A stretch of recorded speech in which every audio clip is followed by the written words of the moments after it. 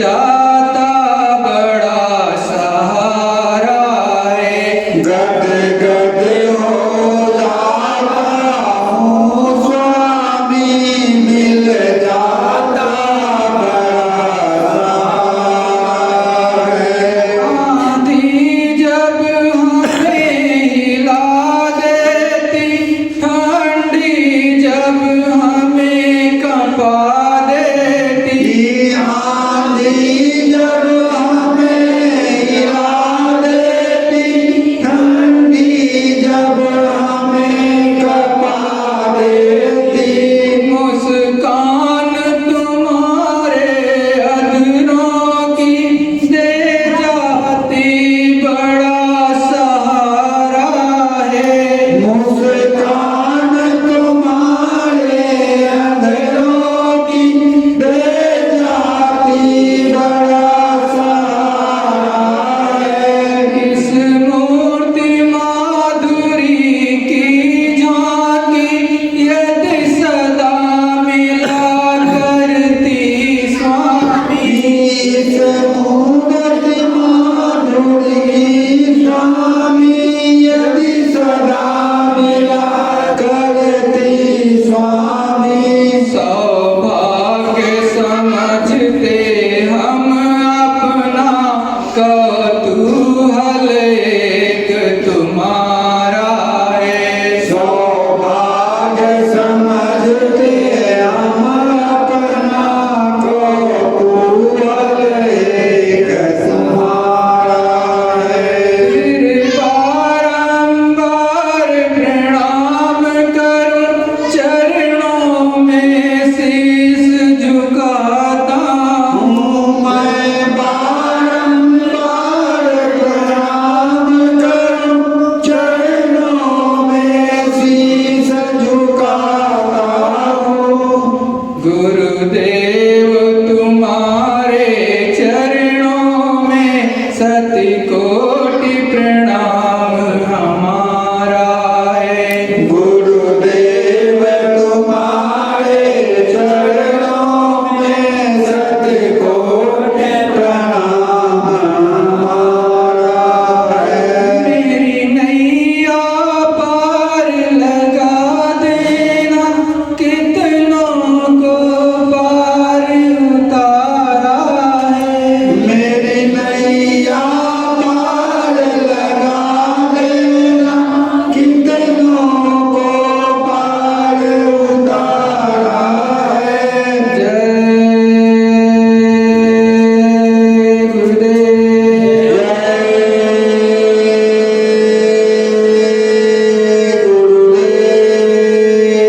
अखंड रूप से विराजमान परम पूज्य स्वामी जी महाराज के चरणों में मेरा कोटि प्रणाम।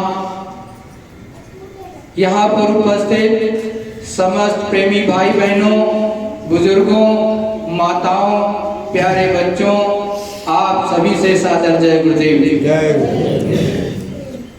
उस मालिक की असीम अनुकंपा जब जब इस धरा मंडल पर होती है, तब उस मालिक का सच्चा संदेश सत्संग के रूप में हम सभी को सुनने को मिलता है। इस जगत में जितनी भी जीवात्माएं मनुष्य शरीर में हैं, चाहे नर में नारी में, उसमें उस प्रभु परमात्मा ने एक अधिकार सभी को समान रूप से दिया है। वो है उस प्रभु परमात्मा जो ऊपर में, काफी ऊपर गगन मंडल में बैठा है, उसको आप प्राप्त कर सकते हो। और सभी चीजें जो आपको मिलती हैं इस दुनिया की वस्तुओं के रूप में, वो आपके प्रारब्ध के अनुसार मिलती हैं। और आगे के लिए आप कर्म करते हो। तो ये भारतवर्ष अपना सनातन धर्म को मानने वाले, और ये कर्म भूमि है, और ये धर्म भूमि है।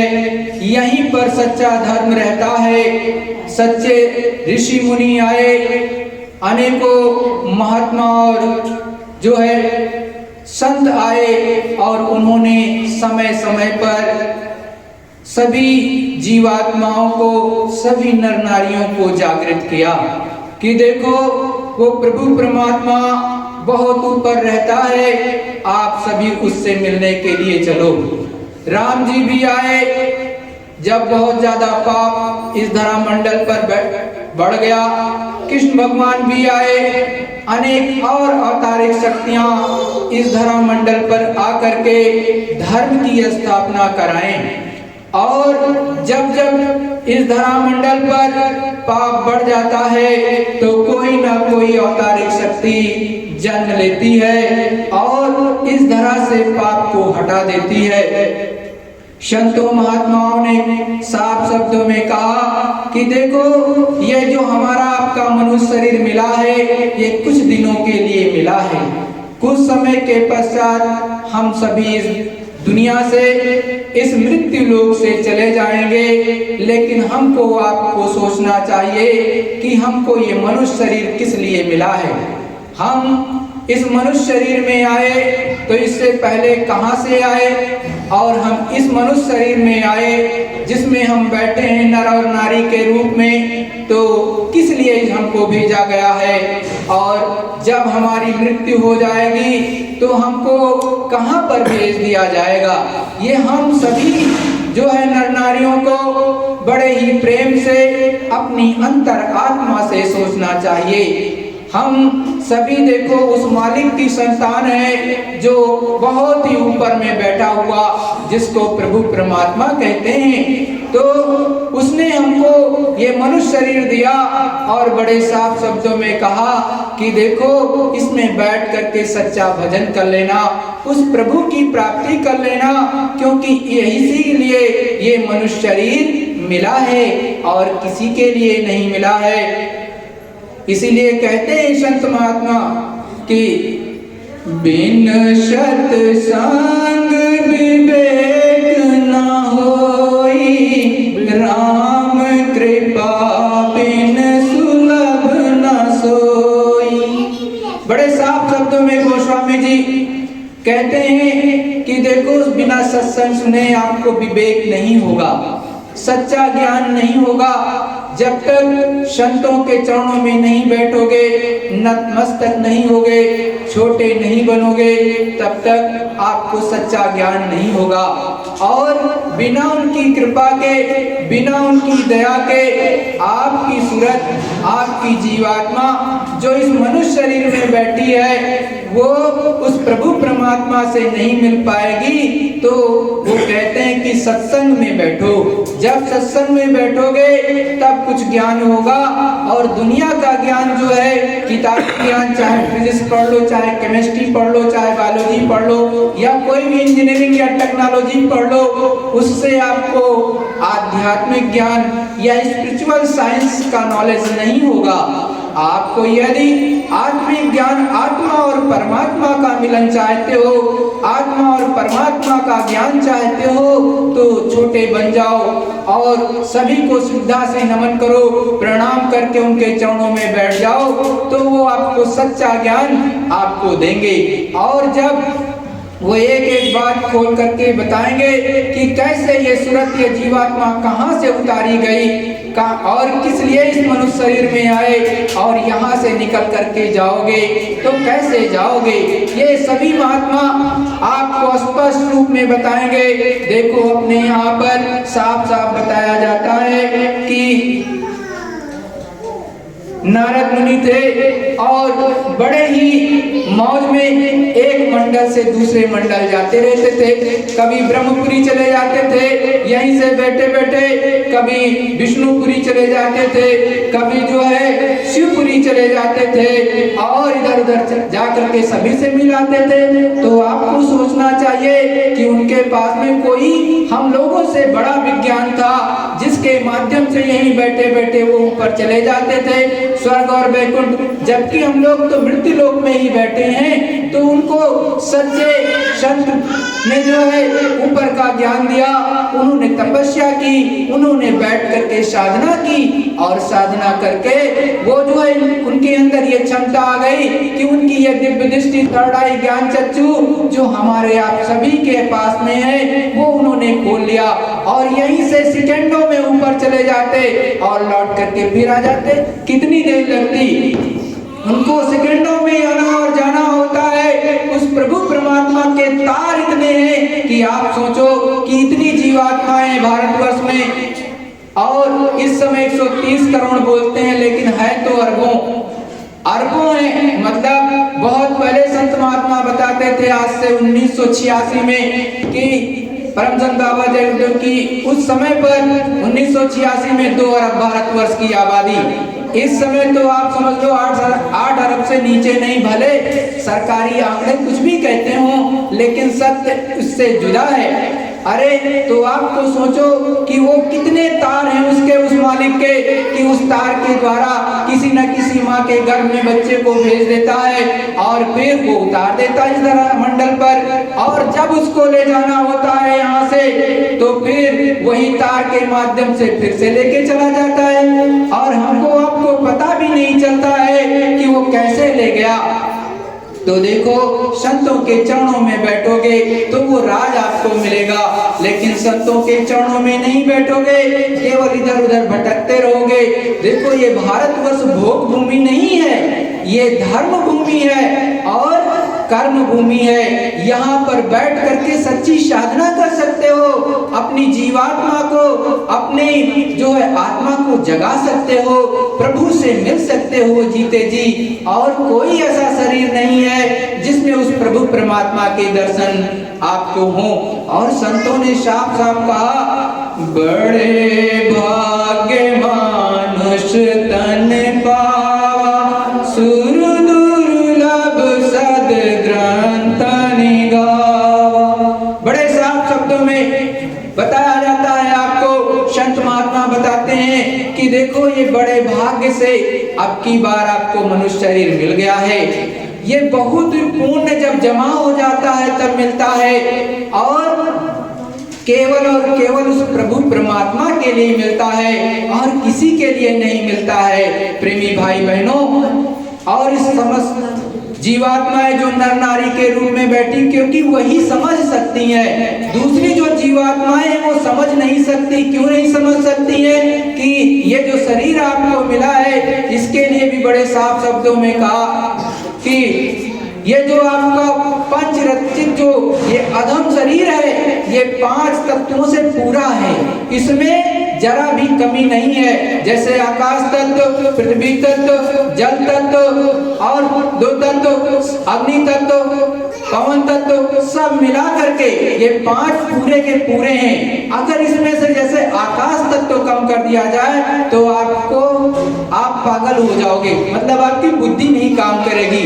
तो वो मालिक है, थोड़ा इसी में कम और ज्यादा करके अलग अलग शरीर बना देता है। देखते हो, पेड़ भी हरा भरा रहता है लेकिन वो ना बोल सकता है ना डोल सकता है। संतों के चरणों में बैठोगे तो साफ साफ बताएंगे कि देखो, इसमें भी जीवात्मा है जैसे आप में है, लेकिन आप की तरह उसको कभी मनुष्य शरीर मिला था लेकिन उसने भजन नहीं किया, प्रभु का सच्चा भजन नहीं किया, तो वो नीचे की योनि में चला गया।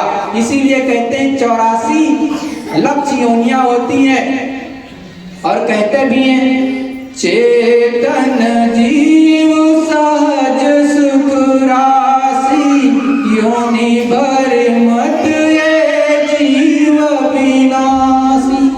अरे चेतन सत्ता, उस मालिक की अंश, आपकी जीवात्मा जो है उस मालिक की अंश है, उसका एक बूंद है जो इस मनुष्य शरीर में बैठी हुई है। कहाँ बैठी है? जहाँ माताएं बहनें बिंदी लगाती हैं, जहाँ भाई लोग जो है तिलक लगाते हैं लाल कलर का, वहीं पर पीछे की तरफ में सुरत जीवात्मा बैठी हुई है, और इसीलिए वो तिलक लगाया भी जाता है, किसी और के लिए नहीं लगाता है। उसी में एक दिव्य आंख है, जैसे आप कहते हो शिव नेत्र, जैसे शिव जी भगवान के अंदर में वो दिव्य नेत्र है, वैसे ही आपके अंदर है। तो आप भी खोल लो उसको, उस दिव्य नेत्र को, उस ज्ञान चक्षु को खोल लो, तो वो प्रभु परमात्मा आपको मिल सकता है, अन्यथा आप उसको देख नहीं पाओगे। क्यों नहीं देख पाओगे? क्योंकि ये जो आपकी हमारी आंखें जो होती है, चर्म आंखें होती हैं, जो कि यहाँ की चीजें देख सकते हो, लेकिन वो मालिक बहुत ऊपर है, उसके लिए आपको दिव्य दृष्टि के द्वारा जो जीवात्मा वाली होती है दिव्य दृष्टि, उसको खोलना पड़ेगा। जैसे महाभारत आप देखते थे तो उसमें संजय जी को जो है वेद व्यास जी ने जो है शिव नेत्र दिव्य दृष्टि थर्ड आई प्रदान की थी, थोड़े समय के लिए खोल दी थी और वो अपने राजमहल में ही बैठ करके जो है वहीं से पूरा महाभारत का एक एक चीज देख रहे थे और एक एक चीज अपने जो है जिसके अधीनस्थ थे उनको सुनाते रहे कि देखो धृतराष्ट्र जी को कि ये चीजें वहां पर हो रही, ये कृष्ण जी बात कर रहे, ये अर्जुन कह रहे, ये जो है दूसरे योद्धा कह रहे, ये भीष्म पितामह जी कह रहे। तो आपको सोचना चाहिए अभी महाभारत तो मुश्किल से 5500 वर्ष पहले हुआ है। आपके ही पास में हस्तिनापुर में जो है वो बैठे बैठे देख लेते थे कुरुक्षेत्र में क्या हुआ, तो आप भी पा सकते हो। ऐसे संतों की चरणों में बैठो कि वो आपकी दिव्य दृष्टि ज्ञान चक्षु को खोल दें, तब काम बनेगा, और नहीं तो कैसे बनेगा। और देखो यहाँ पर संत महात्मा हमेशा समझाते हैं, बताते हैं कि अच्छे काम करो, बुरे भूल से मत करो। बुरे काम से क्या होगा कि जीवात्मा धीरे धीरे कर्मों की गंदगी में फंस जाती है। आप जब सोते हो हकीकत में ऐसे आंख बंद कर लेते हो या सोने जाते हो तो एकदम अंधेरा रहता है, एकदम अंधेरा। तो ये जो कालिमा दिखाई देती है हकीकत में ये क्या है, ये कर्मों की गंदगी है। अगर ये काई जैसे होती, जैसे आपकी टाइल लगवाई घर में या आपने जो है एकदम से चमचम करते पत्थर लगवा दिए घर में, मार्बल लगवा दिया, वो एकदम चमक रहा है। अरे भाई जब ये सूरत ये जीवात्मा मनुष्य शरीर में भेजा जा रहा था और माँ के गर्भ में जब भेजा गया था तो इसकी दिव्य दृष्टि थर्ड आई खुली थी।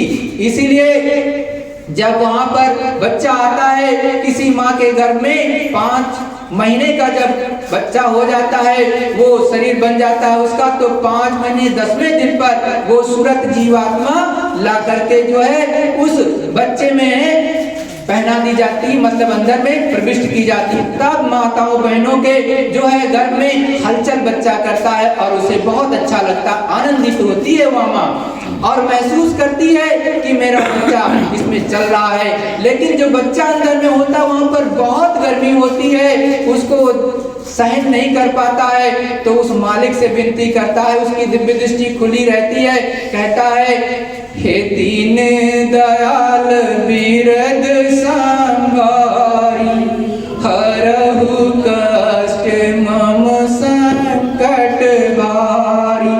हे मालिक, हे दाता दयाल, मुझे बहुत कष्ट है, मुझे बहुत दुख दर्द हो रहा है, क्योंकि मैं जहाँ पर बंद कर दिया गया हूँ यहाँ पर जठर अग्नि की बहुत ज्यादा गर्मी है, तो मुझसे बर्दाश्त नहीं हो रहा है। आपसे विनती प्रार्थना है, हे प्रभु, हे दाता दयाल, मुझे बाहर निकाल दो, तो मैं आपका जा करके भजन दिन रात करूंगा। इसीलिए वो उनसे संकल्प करता है कि मैं जाऊंगा बाहर तो दिन रात भजन करूंगा। और वो एक तरह से संकल्प लेकर के आता है प्रभु परमात्मा से कि एक तरह से कहता है कि हमेशा भजन करूंगा। हे प्रभु दया करो यही भांति, सब तजी भजन करब दिन राति। साफ साफ आपके चौपाई में लिखा है, हे प्रभु, हे दाता दयाल, आप मुझ पर दया कर दो और मैं जब बाहर जाऊंगा तो दिन रात भजन करूंगा। लेकिन आप क्या करते हो, दिन रात कभी भजन करते हो उस मालिक का? अरे मंदिर में भी आकर के चुपचाप 2 मिनट 5 मिनट के लिए शांति से बैठ करके उस श्रद्धा से उस मालिक का सच्चा भजन कर लो। कुछ तो प्रयास करो कि वो मालिक इस तरह का है तो कुछ मिलेगा। लेकिन आपको काम धंधे से छुट्टी नहीं, 24 घंटे 7 दिन आप काम में ही लगे रहते हो, लेकिन कभी ये नहीं सोचते हो कि ये मनुष्य शरीर हमारा छूट जाएगा। अरे ये 3.5 हाथ का शरीर आपका एक दिन जो छूट जाएगा, प्यारे भाइयों बहनों, फिर क्या करोगे? अरे जिसके लिए मनुष्य शरीर मिला था, ये सतगति के लिए मिला था, उस प्रभु परमात्मा को प्राप्त करने के लिए मिला था, लेकिन इसको तो अधोगति में आप ढकेल देते हो। और देखो बहुत से तपस्वी हुए, उन्होंने बहुत तपस्या की, लेकिन माया ने गिरा दिया। आप कहते भी हो कि देखो शकुंतला ने विश्वामित्र जी को गिरा दिया, आप सब सदग्रंथों में लिखा हुआ है। तो आप माया से थोड़ा सा विरक्त भाव रखो। अरे वो माया तो मालिक दे ही देगा भाई। कहते हैं कि अपने में उस मालिक पर विश्वास रखो, कर्म करो। ऐसा नहीं है, कृष्ण भगवान ने भी यही कहा है, कर्म करो लेकिन फल की इच्छा मत करो। फल वो मालिक जैसे चाहेगा वैसे देगा आपको। इसीलिए लिखा गया है साफ साफ, कर्म प्रधान विसुरच राखा, जो जस करे सो तस फल चाखा। बड़े साफ शब्दों में बताया है उस प्रभु परमात्मा ने कि देखो मैंने बड़ी मौज से यहाँ पर कर्मों का विधान लागू किया है। आप अच्छा करो बुरा करो, मुझसे नहीं मतलब, एकदम स्वतंत्रता है, आपको कोई रोकने नहीं आता। लेकिन आपकी अंतरात्मा ये जरूर कहती है जब बुरा करने चलते हो कि ये गलत है। एक बार आपकी अंतरात्मा रोकती है कि ये गलत है, लेकिन आप क्या करते हो, कर डालते हो, कहते हो यार कोई बात नहीं कर लेते। तो उस समय आपको मन धोखा दे देता है, वो मन है, लेकिन आपकी अंतरात्मा एक बार मना करती है। तो वो मालिक कहता है कि देखो मैंने आपको पूर्ण रूप से स्वतंत्रता दे दी है, आप अच्छे से अच्छा करो, बुरे से बुरा करो, लेकिन याद रखो इसका जो फल होगा वो मैं दूंगा। आप अपने से नहीं डिसाइड कर सकते हो। इसीलिए ये जो मनुष्य शरीर आपको मिला हुआ है नर नारी के रूप में, आप अच्छा से अच्छा करो, बुरा से बुरा करो। मालिक कभी आपको मना करने नहीं आता, ना ही हाथ पकड़ने आता है। लेकिन ऋषि मुनियों के द्वारा उन्होंने इतना प्रचार कराया है इस भारतवर्ष और विश्व में कि सबको पता होता है कि मैं अच्छा करने जा रहा हूँ कि बुरा करने जा रहा हूँ। तो रामायण में तो हर चीज लिखी है अपने भाई, उन्होंने तो एक चीज लिख दी है, अन्य संतों महात्माओं ने भी लिखी है, लेकिन आप उसको समझो तो अपने अंदर उतारो प्रेम से। जब तक उतारोगे नहीं तो कैसे पाओगे भाइयों बहनों। तो वो मालिक वो बहुत दयालु है, दया कर देगा और वो मालिक मिल जाएगा। कहते भी हैं कि देखो मैंने साधना की और उस मालिक को पाया। अब देखो क्या कहते हैं, मूंदे नयन त्रिसित पुनि बायऊ, पुनि चितवत कौशलपुर गयऊ, मोहि बिलो की राम मुस्काई, बिहसत दूरत गयव मुख माई। साफ साफ लिखा हुआ, खोल करके उन्होंने लिखा है कि मैंने अपनी साधना के दौरान उस प्रभु परमात्मा को कैसे पाया। दोनों आंखों को बंद कर लिया और इस दिव्य दृष्टि थर्ड आई को ऊपर की तरफ ध्यान से देखा, और जब देखने लगा तो ये वो ऊपर चली गई कौशलपुर, और वहां पर 3 लोगों के मालिक बैठे हुए हैं, राम जी, और उनके दर्शन दीदार किया और वो देख करके मुझे मुस्कुराए और फिर आगे का रास्ता देख दिया। और फिर आपके बताते हैं, उधर देख सब नजराया, देखूं बहु ब्रह्मांड निकाया। और मेरी सूरत, मेरी जीवात्मा अब आगे की तरफ धीरे धीरे चलने लगी। उधर अंड सृष्टि है, बहुत बड़ी है, उधर इतनी अच्छी अच्छी रचना है कि पूछो मत। ये दुनिया में आप फंस जाते हो भाइयों बहनों कि ये तो बड़ी अच्छी है। अरे आप कभी सोचते हो कि स्वर्ग वैकुंठ कितना अच्छा होगा? अरे आपने ये घर मकान बनवाए इतने अच्छे, 100 साल भी नहीं रहते हो, छोड़ के चले जाते हो। लेकिन उस प्रभु परमात्मा ने आपको बताया जाता है, हर सदग्रंथों में बताया जाता है कि स्वर्ग वैकुंठ में देवी देवता रहते हैं और वो वहां पर हमेशा बहुत ही आनंद में रहते हैं। लेकिन आप कभी सोचते हो कि वो कितना अच्छा है? कभी वहां जाने के बारे में नहीं सोचते हो? देखो गोस्वामी जी ने जो भी लिखा रामायण में, उन्होंने अपनी दिव्य दृष्टि से देख करके लिखा है, लेकिन आप कभी करते ही नहीं हो। भाई जो उसमें लिखा है उसको पढ़ लो और धीरे से अपने अंदर उतारो, तो एक एक चीज आपको मिलने लगेगी। और नहीं करोगे तो कैसे मिलेगा? पूजा तो करनी पड़ेगी सच्चाई और ईमानदारी के साथ बैठ करके, ऐसे नहीं।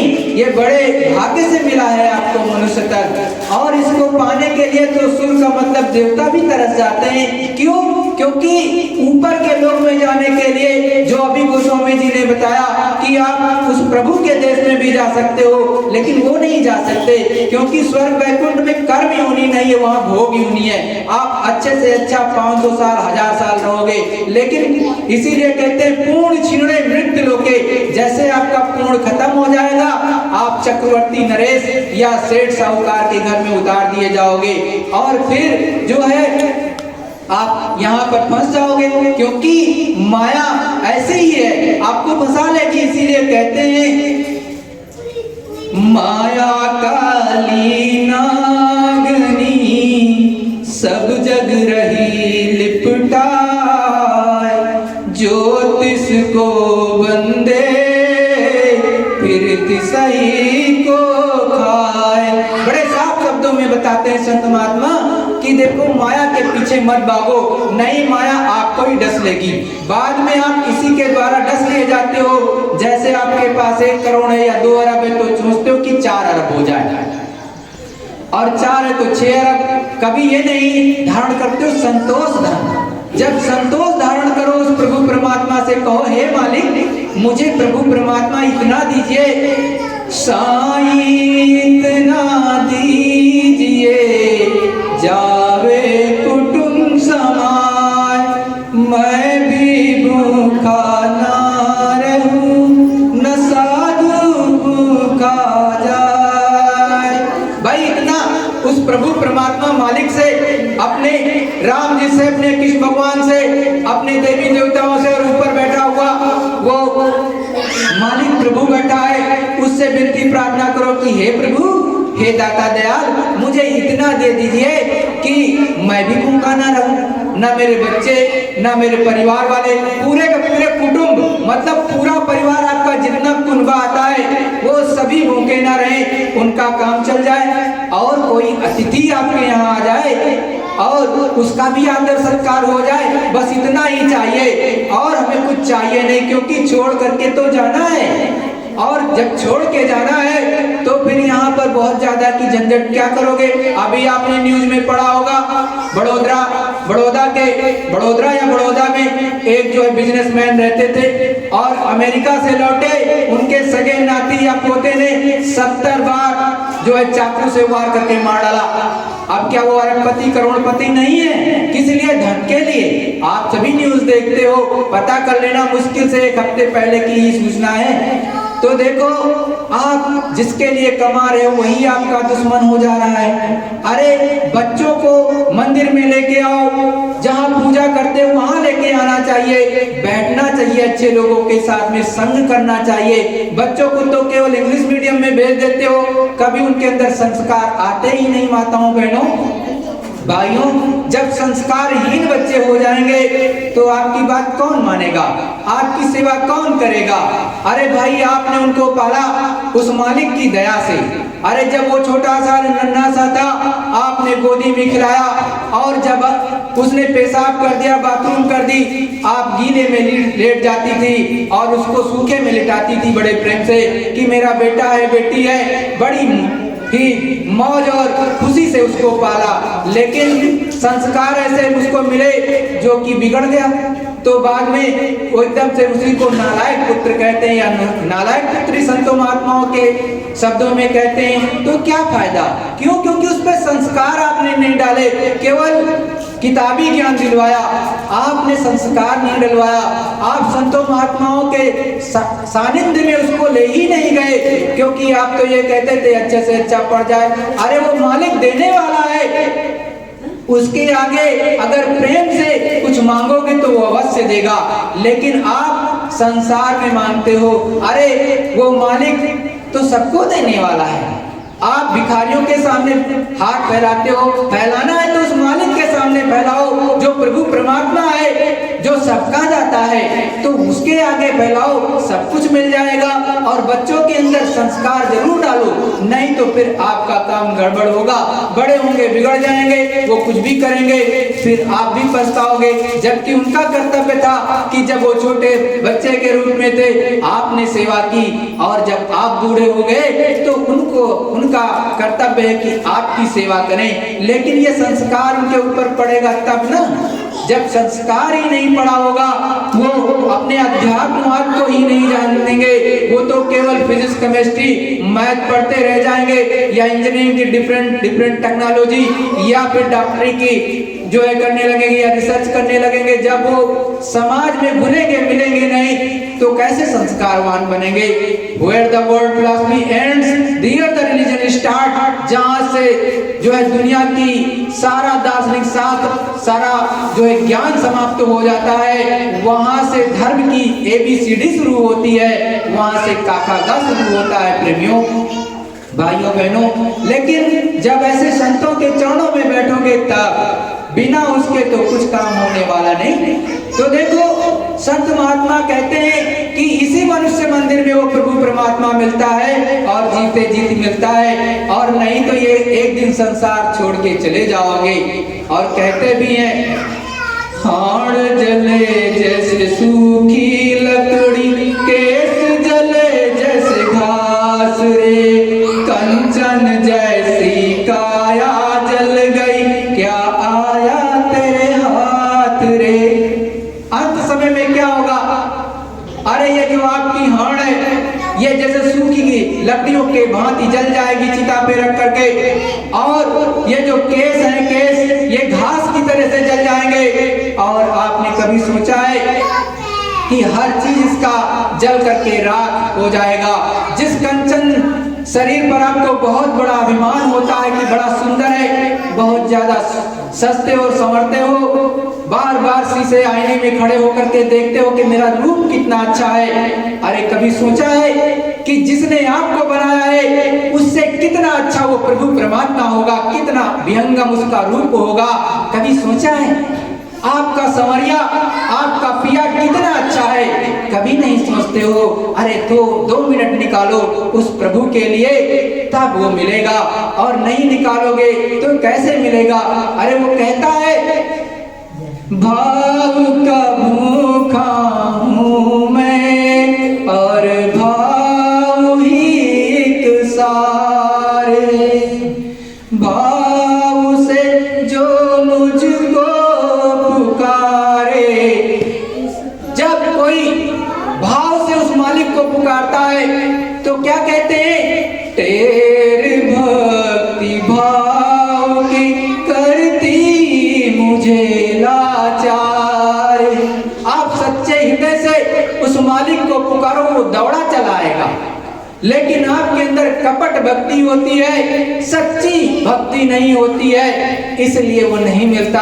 अरे वो कहता है, अन्न धन और वस्त्र भूषण कुछ न मुझको चाहिए, आप हो जाइए मेरे, ये मेरा सत्कार है।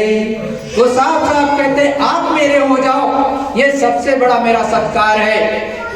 मुझे अन्य धन वस्त्र भूषण कुछ नहीं चाहिए, क्योंकि जिसने सृष्टि बनाई है, सब कुछ बनाया है, उसको आपसे क्या चाहिए? आपको भी बनाया, माया को भी बनाया, और ऊपर में हर एक को बनाया, ऊपर के लोग भी बनाया, नीचे की भी बनाया। तो आपको सोचना पड़ेगा कि हम किसको दे रहे हैं। अरे भाव से आप एक फूल भी दो तो क्या कहते हैं? भाव से एक फूल भी दे तो मुझे स्वीकार है, भाव बिन कोई पुकारे मैं कभी सुनता नहीं, भाव वाले भक्त का भरपूर मुझ पर भार है। साफ साफ कह रहे कि देखो एक फूल भी आप श्रद्धा और प्रेम से अर्पित कर दो उनके चरणों में तो वो स्वीकार कर लेंगे, लेकिन बिना भाव के आप कुछ भी रखोगे वो स्वीकार नहीं होगा। प्रेमी भाई बहनों, तो आपको सोचना चाहिए कि कि आपका निर्मल हृदय होना चाहिए। इसीलिए कहते हैं कि निर्मल मन जन सोई मोहे पावे, मोहि कपट छिल छिद्र न भावे।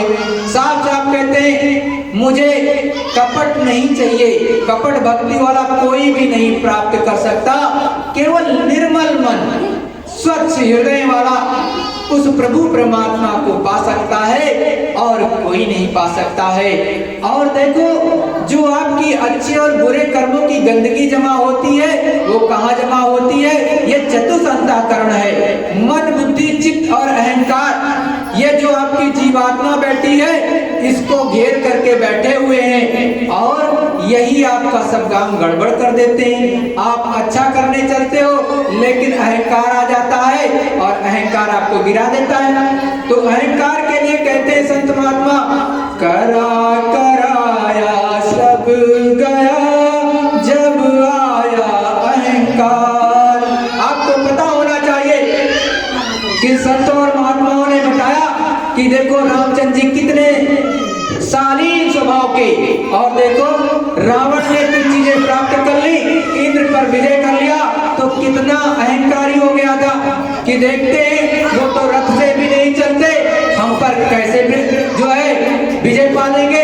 तो आपको सोचना चाहिए कि रावण इतना प्रकांड विद्वान और प्रकांड जो है ज्ञान रखता था, चारों वेद उसको कंठस्थ थे, लेकिन फिर भी अहंकारी था और क्या करता था?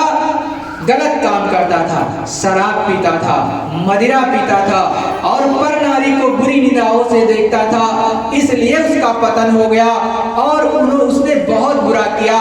लेकिन अपने राम जी जो कि अवतार के रूप में आए, समस्त मानव जाति को प्रेम सिखाने आए और मर्यादा सिखाने आए, उन्होंने पूरे जंगलों की छाप छानी और 14 वर्ष तक वन में भटकते रहे। और बड़े से साफ शब्दों में कहते हैं, हे खग हे मृग मधुकर सेनी, तुम देखी सीता मृग नयनी।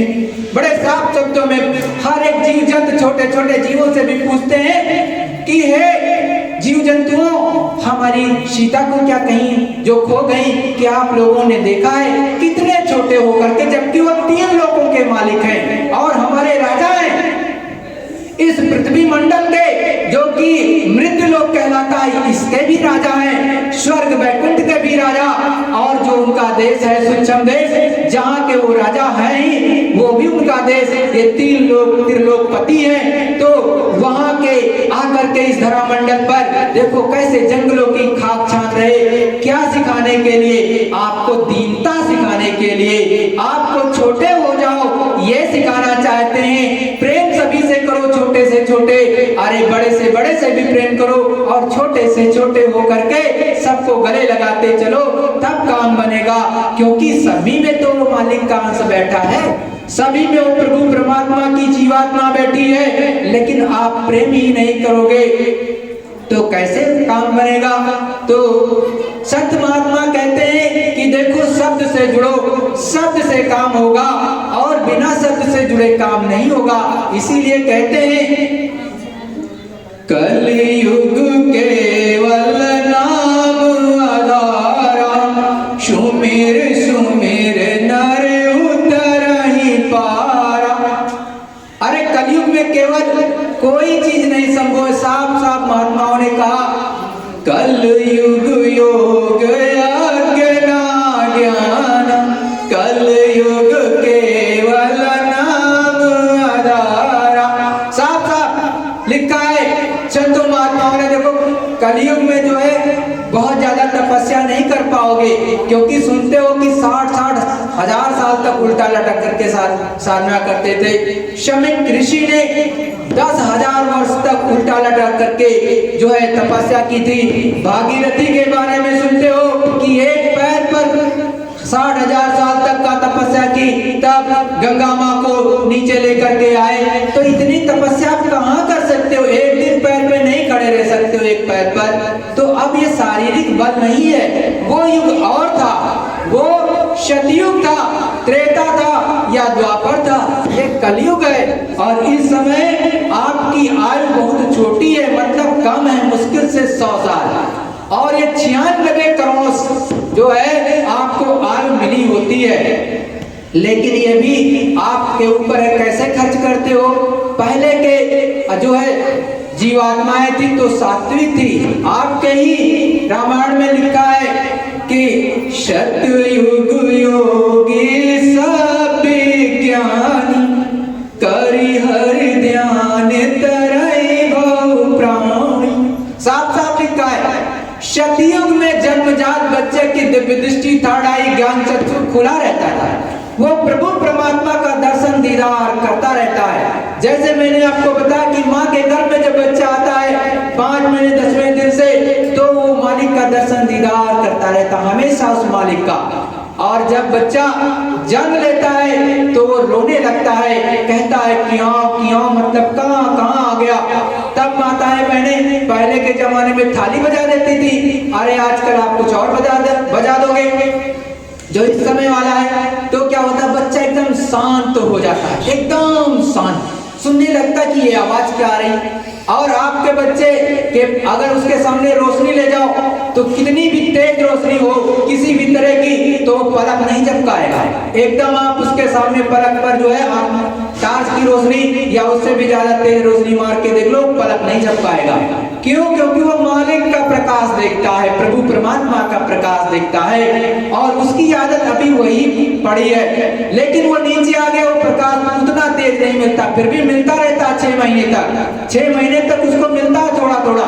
तभी माताएं बहने जब उसको जो है अच्छे से मालिश कर देते हैं, और पहले धूप दिखाते थे बच्चे को, जो है लिटा देती थी, तो बड़े प्रेम से उसको अकेले में लिटा देती थी। तो वो देखते हो हंसता है अकेले में, और खिलखिला के हंस देता है। कभी सोचते हो कि कैसे वो अकेले में हंस रहा है? अरे उसका तार उस प्रभु परमात्मा से जुड़ा है, उस मालिक का वो दर्शन दीदार कर रहा है, उस मालिक की छटाओं को देख रहा है, और एकदम मंत्र मुग्ध हो जा रहा है। तो आपको सोचना चाहिए, वो इतना बोध बालक जो कि मात्र अभी 2 महीने 3 महीने 4 महीने का, तो वो हंस रहा है, जबकि आप उसके पास में भी नहीं, थोड़ी दूर पर वो देख करके किलकारी भी कर रहा है। तो वो मालिक का दर्शन दीदार कर रहा है, वो मालिक उसको दया दे रहा है, प्रकाश आ रहा है। इसीलिए संत महात्माओं ने कहा कि देखो इस कलयुग में बहुत आसान है, क्या करना है, नाम का सच्चा जाप करो, अपने ही घट में बैठो, और इसी घट, ये आपका मनुष्य शरीर घट कहलाता है, और इसी में बैठ करके उस प्रभु परमात्मा का सच्चा दर्शन दीदार आप कर सकते हो। और जब तक इसमें बैठ करके करोगे नहीं, तब तक कुछ नहीं मिलेगा, और जब करने लगोगे तो सब कुछ मिल जाएगा, और नहीं करोगे तो कुछ नहीं मिलेगा।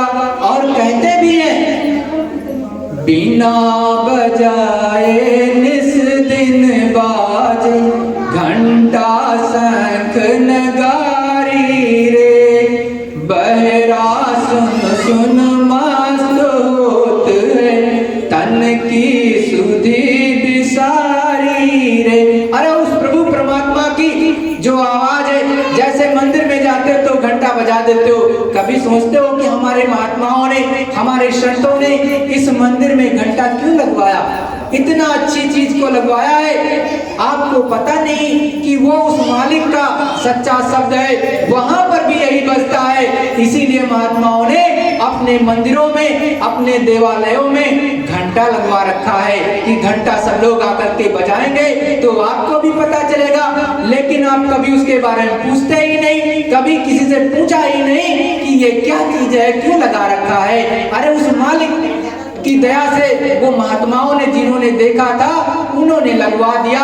इसीलिए कहते हैं फिर आगे, बिन भूमि का महल बनाए, ताम ज्योति उजियारी रे, अंधा देख देख सुख पावे, बात बतावे सारी रे। अरे बिन भूमि का महल बनाए, गगन मंडल में सूरत के जीवात्मा जब चढ़ती है उस प्रभु परमात्मा के लोक में, तो बहुत बड़ा मंदिर है, इतना बड़ा मंदिर कि ये जो विश्व है ये उसके सामने बहुत छोटा है, नन्हा सा। अरे उस मालिक का इतना बड़ा है और उसमें परम प्रकाश होता है और बहुत तेज से रोशनी हो रही है। उसको कौन देख करके जो है एकदम से प्रफुल्लित हो रहा, अंधा भी देख रहा है। तो ये तो दोनों आंखों से वो नहीं दिखाई देता, वो तो तीसरा नेत्र जो शिव नेत्र कहते हो वो आपके अंदर है। उसको खोलो तो ऊपर चढ़ जाओ 1 सेकेंडों में, तो मालिक का दर्शन दीदार करने लगो। तो फिर कहते हैं कि पंगु पुरुष चढ़े बिन सीढ़ी, पीवे भर भर जारी रे, गगन बीच अमृत का कुआं, सदा झरे सुखकारी रे। संत ब्रह्मानंद जी बड़े साफ शब्दों में खोल करके ये चीज आपको बता रहे हैं कि देखो ऊपर से अमृत का कुआं है, जो आप सुनते हो केवल किताबों में कि अमृत भी होता है। अरे वो पीने को मिलता है इसी सूरत और जीवात्मा के लिए जो हमारे आपके अंदर बैठी है, इसी को पीने के लिए उस मालिक ने बनाया है। अरे धीरे से यहीं पर बैठ करके ऊपर देरा से ध्यान दो और यहीं पर वो शब्द आने लगता है। और जब शब्द आने लगेगा, जो शब्द गोस्वामी जी ने नाम लिखा है उसी को शब्द कहो, उसी को जीसस क्राइस्ट ने कहा word is God, God is word. शब्द ही परमात्मा है, परमात्मा ही शब्द है। वो शब्द जो आ रहा, जिसको जो गोस्वामी जी ने नाम कहा है, नाम इसीलिए कहते हैं रामायण में, नाम लेत भाव सिंधु सुखाई, करहु विचार सुजन मन माई। अरे प्रेमियों, भाइयों बहनों, माताओं और प्यारे पिता तुल्य बुजुर्गों, आप सभी को सोचना चाहिए कि क्या चीज उन्होंने लिखी है, कि कौन सा ऐसा नाम है कि लेने से भाव सिंधु सूख जाता है और ये सूरत ये जीवात्मा हमेशा के लिए सदा सदा के लिए प्रभु परमात्मा की तरफ बढ़ जाती है। लेकिन कभी नहीं सोचते हो, इसी दुनिया में फंसे रहते हो, हाय हाय करते हो और कहते हो ये बीमारी वो बीमारी, ऐसा हो गया वैसा हो गया। अब समय नहीं मिलता प्रभु के लिए, अरे 2 मिनट 4 मिनट में बैठ जाओ, उस प्रभु का सच्चा भजन कर लो तो कुछ मिलेगा। जैसे जो है स्वामी विवेकानंद जी ने पाया, जैसे जो है गोस्वामी जी ने पाया। गोस्वामी जी इसलिए कहता हूँ रामचरितमानस के, क्योंकि वो मेरे गुरु महाराज का भी नाम है, परमचंद बाबा जय गुरुदेव जी महाराज का, इसलिए गोस्वामी जी नाम मैं बोल देता हूँ, क्योंकि गुरु का नाम नहीं लेना चाहिए, इसलिए मर्यादा होती है। तो उन्होंने हर चीज लिखा है कि ऐसे वो प्रभु परमात्मा मिलता है, ऐसे गगन मंडल में चढ़ चलो और वो मिलेगा, वो पिया मिलेगा, वो मालिक मिलेगा। इसीलिए मीराबाई भी कहती है, नाम नैहर नाम पीहर, ना पिया जी मेरे पास, मीरा ने गोविंद मिलो जब संत मिला रैदास। साफ साफ कह रही है कि जब संत रैदास जी मुझे गुरु के रूप में मिले, मैं उनके चरणों में बैठ गई और उन्होंने मुझे सच्चा नाम दे दिया, सच्चा वो नाम भेद बता दिया, जिसके द्वारा ये सूरत ये जीवात्मा ऊपर जाती है। और जब वो अंदर अंदर लेने लगी अपने घर में ही बैठ करके, तो ये सूरत ये जीवात्मा चढ़ गई ऊपर में और जा करके मैं अपने प्रभु परमात्मा से मिल आई।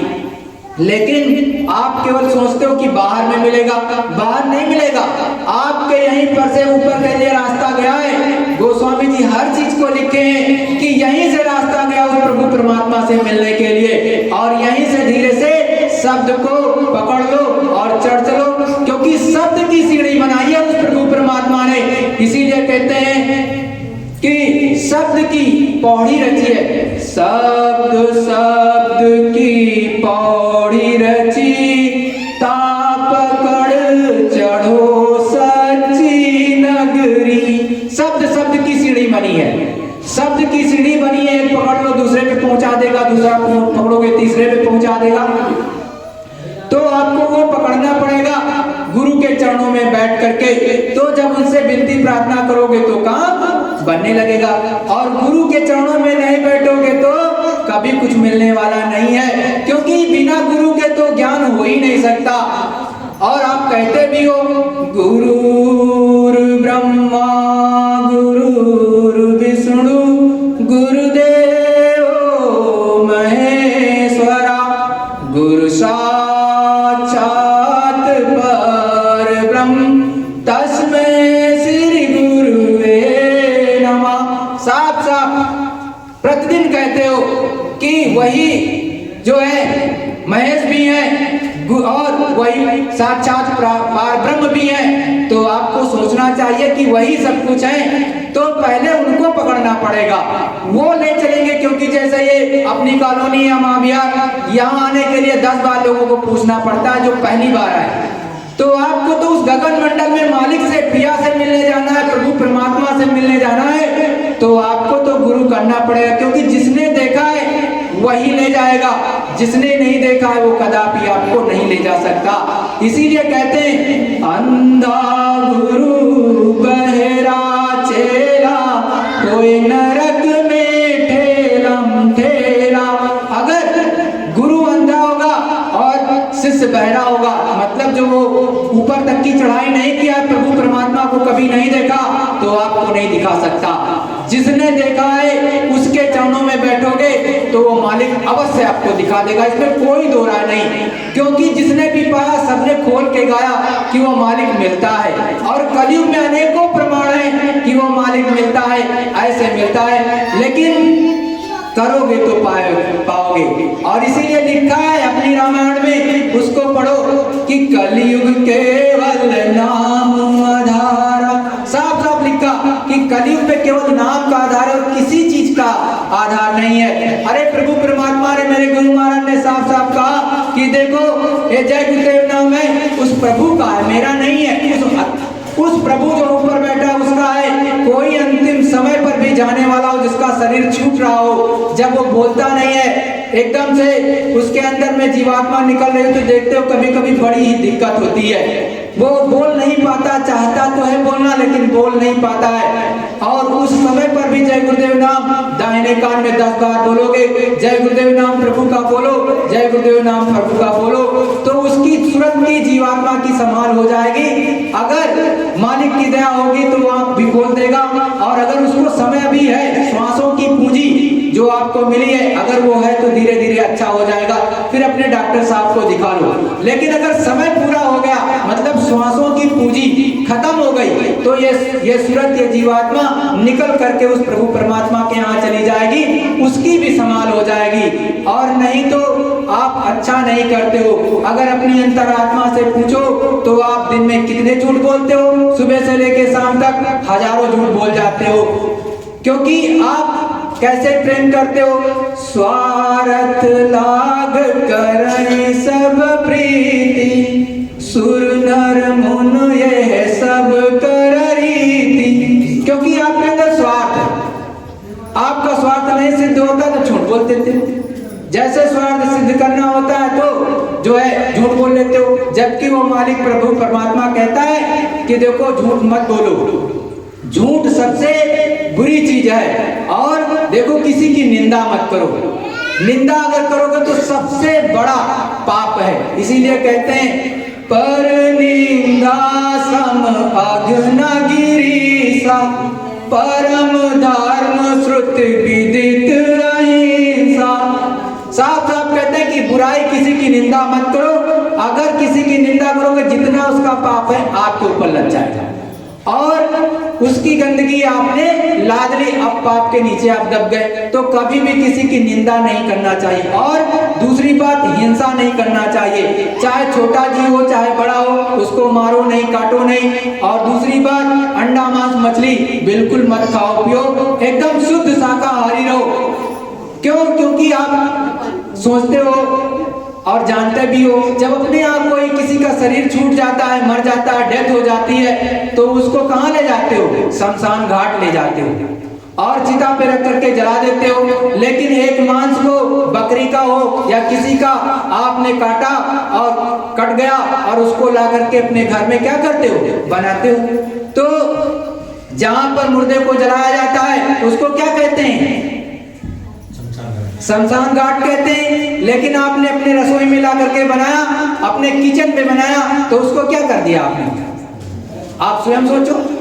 और जब उस प्रभु परमात्मा ने यह शरीर बनाया, ये शरीर आपने नहीं बनाया, कोई डॉक्टर आज तक का पैदा नहीं हुआ जिसने आपका ये शरीर बना दिया हो, उस प्रभु परमात्मा ने बनाया। तो इसमें क्या उसको बना करके रख लेते हो, तो इसको क्या बना दिया? कब्रिस्तान बना दिया। तो ये सबसे गंदा काम है। वो मालिक बहुत नाराज होता है, लेकिन आपको छूट है, इसलिए इस मनुष्य शरीर में जब तक बैठो तब तक छूट। उसके बाद तो भयंकर आप पर जो आप सुनते हो नर्क, रौरो नर्क में ऐसे आपको तिल में तिलपाक नर्क है, उसमें तल दिया जाएगा। ना मेरी मानो तो गरुड़ पुराण उठा करके पढ़ो, या पंडित जी से जो भी हो प्रकांड विद्वान उनको बुलाओ, कह दो आप जो है मुझे गरुड़ पुराण सुना दीजिए। एक एक नरकों का उसमें सब कुछ लिखा हुआ है कि ये सूरत, ये जीवात्मा मरने के बाद अगर नरकों में जाएगी तो किस किस में जाएगी। अगर आपने मछली को तला है तो आपको वहीं तल दिया जाता है, इतना दुख आता है। और ये सूरत, ये जीवात्मा जो आपकी इस मनुष्य शरीर में बैठी है, ये बहुत दुख पाती है और रोती और चिल्लाती, करोड़ों करोड़ों मील तक इसकी आवाज जाती है, लेकिन यमपुरी में कोई सुनवाई नहीं होती। यमपुरी में आपको कोई सुनवाई नहीं होती। धर्मराज ने भेज दिया, एक बार तो छुट्टी, बात खत्म। जब आपका वो जो है नरकों का काम खत्म होगा तो फिर से आपका किस योनि में भेजना है, मतलब पेड़ बना करके कि मुर्गा में कि मुर्गी में कि जो है गाय में या बैल में। तो गाय को जो अपने यहाँ कहा जाता है सबसे उत्तम योनि, गाय और बैल, इसको कभी भी हानि नहीं पहुंचाना चाहिए, काटना नहीं चाहिए, दुख नहीं देना चाहिए, क्योंकि जब गाय का शरीर, गाय माता का शरीर छूटता है तो अपने यहाँ बच्ची के रूप में जन्म लेती है, मतलब लड़की का जन्म उसको होता है। और जब बैल का छूटता है तो आपके यहाँ बच्चे के रूप में लड़के का जन्म होता है। लेकिन अगर वो काट दिया जाएगा बीच में तो वो क्या होगा? वो भूत बन जाएगा, वो पिशाच बन जाएगा, उसको बहुत दुख होगा। संत महात्मा कहते हैं कि इतना दुख होता है कि उसका पेट जैसे हाथी के बराबर बड़ा होता है तो भूख बहुत लगती, और मुंह जो होता है सुई के बराबर, तो अब उसको भूख तो लगी रहती, इसलिए लोगों को भी पकड़ लेता है। आप लोग दौड़ते रहते हो, दवा खाते रहो, जिसको भी भूत प्रेत या जिन्न जिन्नात पकड़ लेता है जल्दी छोड़ता नहीं है। और आप अलग अलग जगह जाओगे, कोई कहेगा 51,000 दे दो, कोई कहेगा 10,000 दे दो, कोई कहेगा 20,000, और दवा खाओगे वो काम नहीं करेगी, क्योंकि जब तक वो हटेगा नहीं तब तक दवा काम नहीं करेगी। लेकिन संतों के चरणों में बैठोगे तो हर तरह की दया मिल जाएगी, और किसी को काटो नहीं तो क्या होगा? उस पाप से बच जाओगे। तो जब पाप से बच जाओगे तो आपका काम बन जाएगा। और दूसरी बात, अंडा एक सबसे खराब चीज है, इसको भी संत महात्मा मना करते हैं। ये बहुत गंदी चीज से, बहुत गंदे ब्लड से बनता है, और वो पका भी नहीं होता, उसको खा जाते हो तो ये 9 गुना ज्यादा गर्मी आपके अंदर पैदा कर देगा, और बाद में आपका शरीर खराब होने लगेगा। और संत महात्मा तो और बहुत सी चीजें इसकी गूढ़ बताते हैं, मैं इतना संक्षेप में बता दे रहा कि इस तरह से होता है। जिस तरह से माताओं बहनों में साइकिल चलती है तो उससे बच्चे का निर्माण होता है, उसी तरह से तो मुर्गी में भी चलता है। और अंडा कोई जो है पेड़ पर नहीं लगता है, वो जो है मुर्गी के माध्यम से ही आता है, तो बहुत गंदा होता है, उससे आपका शरीर खराब हो जाएगा। प्रेमियों, भाइयों बहनों, इसलिए भूल करके भी ना बच्चे को ही खिलाओ। पहले तो मुर्गी के पास में कोई माँ का बच्चा चला जाता था तो उसको लाके पहले नहलाते थे और तब उसको शुद्ध करते थे, तब घर के अंदर ले जाते थे, नहीं तो ले ही नहीं जाते थे। लेकिन आजकल का तो कल्चर ही बदल गया। डॉक्टर साहब भगवान नहीं है। जब डॉक्टर साहब कह देते हैं कि इसकी ब्रेन डेथ हो गई किसी भी इंसान की, तो संत महात्मा कहते हैं कि ये जीवात्मा कहाँ जा रही है ऊपर। तब तो आपका जो धर्म है, आपका आध्यात्मिक ज्ञान बहुत ऊंचा है। जब कह देते हैं कि मर गया, तब वो बताते हैं कि ये कहाँ जा रहा, तो आपका तो सबसे उत्तम है। और देखो अपने राम जी, अपने कृष्ण भगवान सदा शाकाहारी रहे, सदा निरामिष रहे, और रावण जो बड़ा बलशाली था उसको भी जाना पड़ा यहाँ से। तो कंस का वध अपने पासी में जो है कृष्ण भगवान ने किया, कितना आताताई था, जबकि वो भी हर चीज का जो है भक्षण करता था। तो इन सब चीज से एकदम बच के रहो। और मालिक की विशेष दया होगी, आपको कोई रोग जल्दी नहीं लगेगा, जो प्रारब्ध में वही होगा।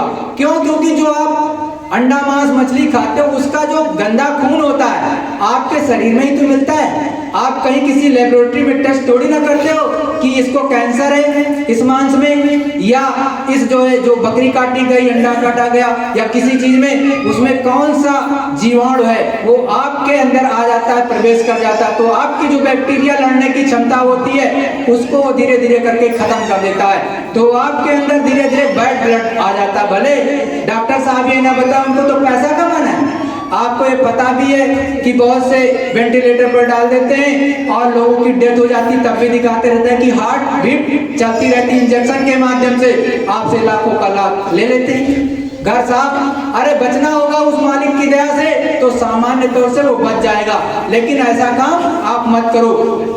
दूसरी बात जो है, संत महात्मा कहते हैं, जो चाहु आपन कल्याण, सुजस सुभग सब गति सुख नाना, तो परि नारी लीलारी गोसाई, तजिए चौथ चंदा की नाई।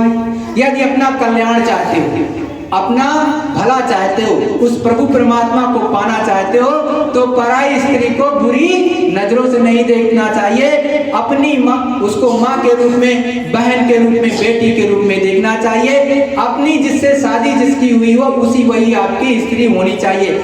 तो भले आपका उसी से संबंध होना चाहिए, लेकिन किसी गाय से नहीं होना चाहिए। साफ साफ आपकी रामायण में भी ये चीज लिखी है। तो आपको उसको चौथ की चंदा की तरह से तज देना चाहिए, एकदम से उधर कुदृष्टि नहीं डालना चाहिए। जैसे आपकी बेटी वैसे दूसरी बेटी, आपकी माँ दूसरे की भी माँ, तो आप उसको इस तरह से प्रेम करो, तब ये समाज बहुत अच्छा बन जाएगा। अपना राष्ट्र पहले देखते सुनते हो कि ये क्या था, सोने की चिड़िया था। अरे ये आध्यात्मिक ज्ञान के बस में जो है सोने की चिड़िया था। यहाँ पर के बैठे हुए अपने राजा हरिश्चंद्र देखो हर चीज के लिए, मतलब सत्यता और ईमानदारी के लिए अपने आप को बेच दिया, लेकिन झूठ नहीं बोले और ना कुछ खराब किया और अपने वचन का पालन किया। तो आप तो सोचो कि वो चक्रवर्ती न रहते, आपके पास तो कुछ नहीं है और आपको भी जाना है, हमको भी जाना है। कोई यहाँ माई का लाल रहेगा नहीं, मुश्किल से 40-50 साल, 60 साल, 70 साल, 90 साल, 100 साल। और देखो प्रभु परमात्मा को पाना तो जवानी में ज्यादा, क्योंकि जवानी में ही शरीर बैठता है। 2 मिनट 4 मिनट कहेंगे बैठ जाओ इस तरह तो बैठ पाओगे, और जब ये शरीर ज़ईफ हो जाता है, मतलब बूढ़ा हो जाता है, तब इसमें घुटनों में भी दर्द होता है और कमर में भी होने लगेगा, तो कैसे काम बनेगा, नहीं प्राप्त कर पाओगे। वैसे कुछ ना कुछ तो मिलेगा, ऐसा नहीं कि प्रभु परमात्मा का करोगे तो कुछ मिलेगा नहीं, कुछ ना कुछ तो जरूर मिलेगा। लेकिन जवानी में देखो गोस्वामी जी ने जो प्राप्त किया है वो 25 साल की अवस्था में प्राप्त किया है। मीराबाई के बारे में पता लगा लेना, उन्होंने भरी जवानी में प्राप्त किया उस मालिक को, प्रभु को, उस गोविंद को। इसी तरह से जो है जगजीवन साहब ने प्राप्त किया तो जवानी में प्राप्त किया, इसी तरह से रैदास साहब ने प्राप्त किया तो जवानी में प्राप्त किया, इसी तरह से जो है अपने गुरु नानक साहब ने प्राप्त किया तो जवानी में प्राप्त किया। उन्होंने भी कहा सब दे धरती सब दे आकाश, सब दे शब्द बया परगासा। शब्द से सारी सृष्टि बनी है, शब्द से ही ये धरती, शब्द से ही आसमां, शब्द से ही आप बने हो। जिस समय आपकी जीवात्मा निकालनी होती है वो मालिक केवल एक शब्द भेजता है और सेकंड में दुनिया वालों को, डॉक्टर साहब को भी नहीं पता चलता है, निकाल करके बाहर लेके चला जाता है और आप गाल बजाते रह जाते हो कि वो मालिक, वो प्रभु परमात्मा हमारे बच्चे को क्या हो गया।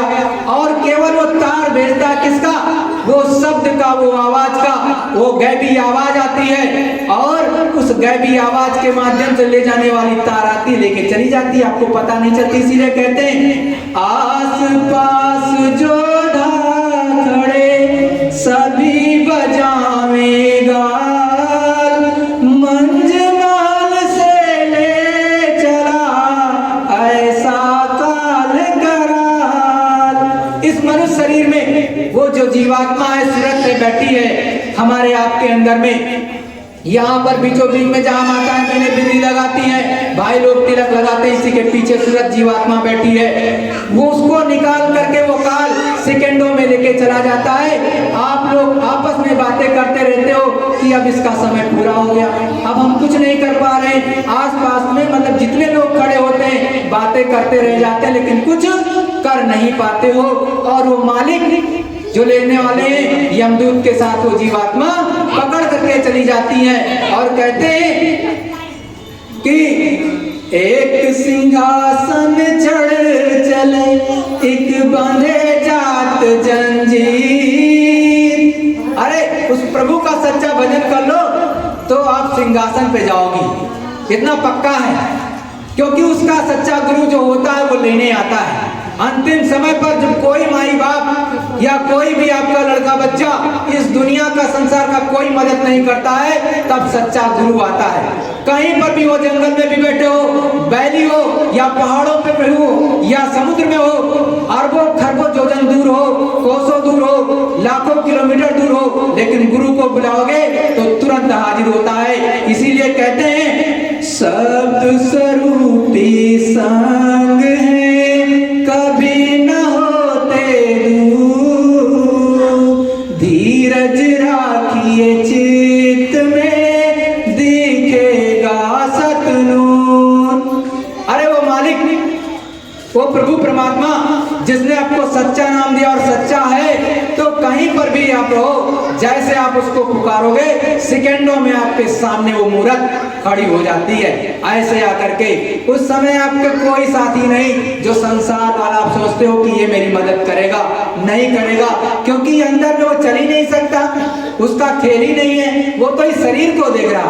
लेकिन सूरत जो है वो पास में बांध ली जाती है। यमदूत जब आते तो पास में बांधते हैं, लेकिन सच्चे सदगुरु का होगा तो तुरंत तुरंत जीवात्मा अपने नाम को बोलती है। चाहे राधा स्वामी जी आए तो उन्होंने कहा राधा स्वामी, राधा स्वामी भी क्या, वो मालिक, वो प्रभु है। राधाएं आप सब बैठी हो और वो मालिक जो सबका मालिक उसको कहते हैं स्वामी। इसीलिए कहते हैं राधा स्वामी, क्योंकि आप वो मालिक ही तो सच्चा पुरुष है, सच्चा वही पति है। और जितनी भी जीवात्माएं यहाँ होती हैं सब पत्नियों के रूप में होती हैं, लेकिन इस भेद को बहुत कम लोग जानते हैं। लेकिन ये क्या है, करने लगोगे तो काम बनने लगेगा और नहीं करोगे तो कुछ मिलने वाला नहीं है। अगर करोगे तो पाओगे और नहीं करोगे तो क्या मिलेगा, क्योंकि ये शरीर चला जाएगा ऐसे। और कहते हैं भी हैं, आछे दिन पाछे गए गुरु से किया नहे, अब पछताने होत का जब चिड़िया चुग गई खेत। मतलब अच्छे दिन पीछे चले गए।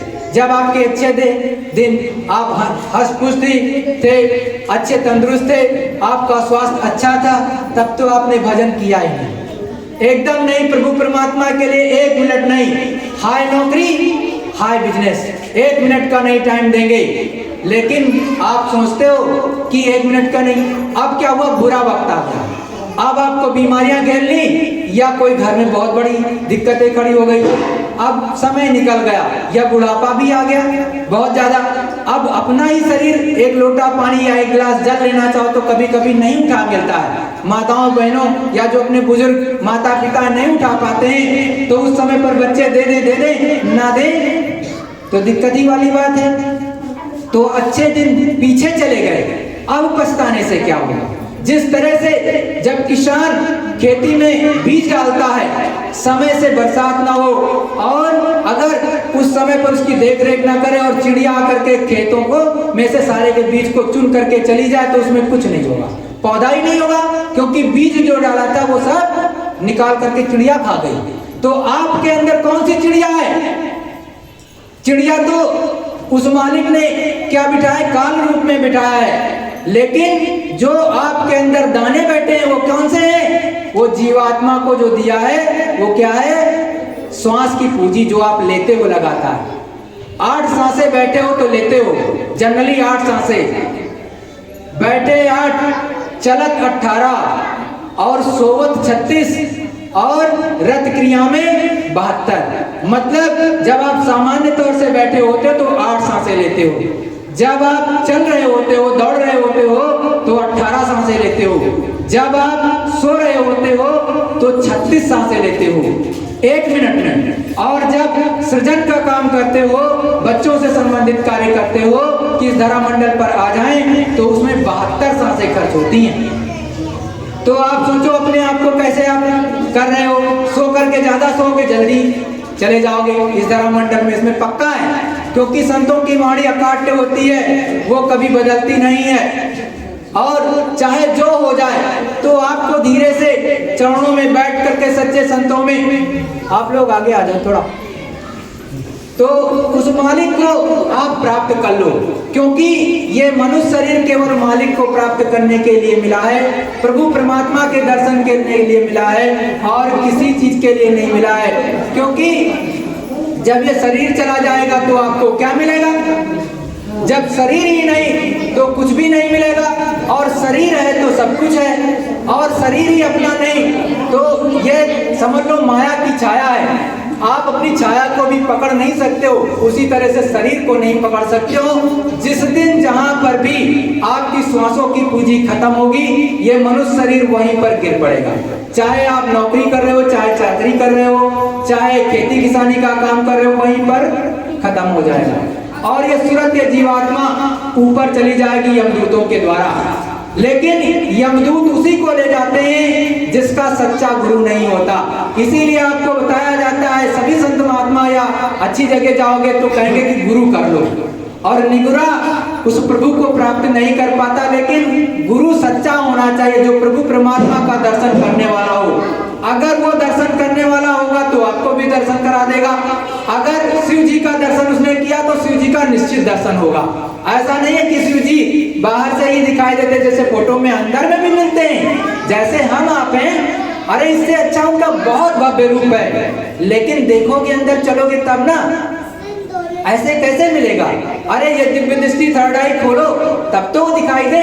आप बाहर से ही सोचते हो कि मिल जाए, अरे नहीं, अंदर में भी मिलता है। आप अच्छे से बैठो दया मांग करके कि आप मुझे दर्शन दो, तो ब्रह्मा जी के भी दर्शन हो गए, विष्णु जी के भी दर्शन होते हैं। ऐसा कुछ नहीं कि नहीं होते। और ऊपर चलोगे तो आद्या महाशक्ति जो अपनी वैष्णव माता, उन्हीं का सच्चा रूप ऊपर में भी है, गगन मंडल में ऊपर में, तो वहां पर उस माता का दर्शन होगा, आपसे बातें भी होगी। इसमें कोई दो राय नहीं कि बात नहीं होती, बात होती। जैसे आमने सामने मैं और आप, इससे कई अच्छी तरह से बातें होती हैं और वो मिलते हैं। लेकिन आप केवल बाहर से ही कर लेते हो, अंदर तो जाना ही नहीं चाहते हो क्योंकि टाइम नहीं है। अरे थोड़ा सा यहाँ पर पढ़ाई लिखाई करते हो तो नौकरी चाकरी मिलती है कि नहीं? बहुत मेहनत करते हो, और उससे पहले जो है थोड़ा सा बच्चे रहते हो तो बड़े होते हो, तो क्या वो प्रभु परमात्मा तुरंत ही मिल जाएगा? अरे थोड़ा सा तो रगड़ करो। अतिशय रगड़ करे जो सोई, अनल प्रकट चंदन से होई। अरे जैसे अतिशय जब रगड़ करोगे, जिस तरह से रस्सी पर बार बार जो है खूब रगड़ होती है तो एकदम व्हाइट हो जाता है, एकदम चिकना हो जाता है। उसी तरह से यहाँ पर जहाँ पर जीवात्मा बैठी है, यहाँ पर अतिशय रगड़ करो, गोस्वामी जी ने कहा, तो क्या होगा? जब बार बार करोगे तो जैसे चंदन पर की लकड़ी को दोनों को रगड़ने लगो तो उसमें से अग्नि प्रकट हो जाती, वैसे आपके अंदर दिव्य दृष्टि खुल जाएगी। उन्होंने साफ साफ कहा, लेकिन आप उसको कभी करते ही नहीं हो, और जब करोगे तो पाओगे। इसीलिए वो कहते हैं नैनुरगारी सुमति कुदारी। अरे इस ज्योति में जो आपके अंदर है, इसमें स्वयं की कुदार है, खोदने वाली। इसमें दिव्य दृष्टि में इतनी तेज धार है कि जैसे देखते हो आप टीवी में या महाभारत में देखा कितनी तेज दिखाया जाता है, वो तो एक कल्पना है, और रियल में ऐसा है अंदर में। इससे हजारों वर्गों ज्यादा गुना पावर और तेज है। यहीं से सन से चली जाती है जीवात्मा, यहीं से देखती है सब कुछ। बैठे बैठे देख लो उस प्रभु परमात्मा का, और निकल करके चली जाती है अरबों खरबों जो जन ऊपर तक फिर लौट आती है। जैसे पंछी अपने घोंसले में रहता है, खाना या चारा लेने के लिए, भोजन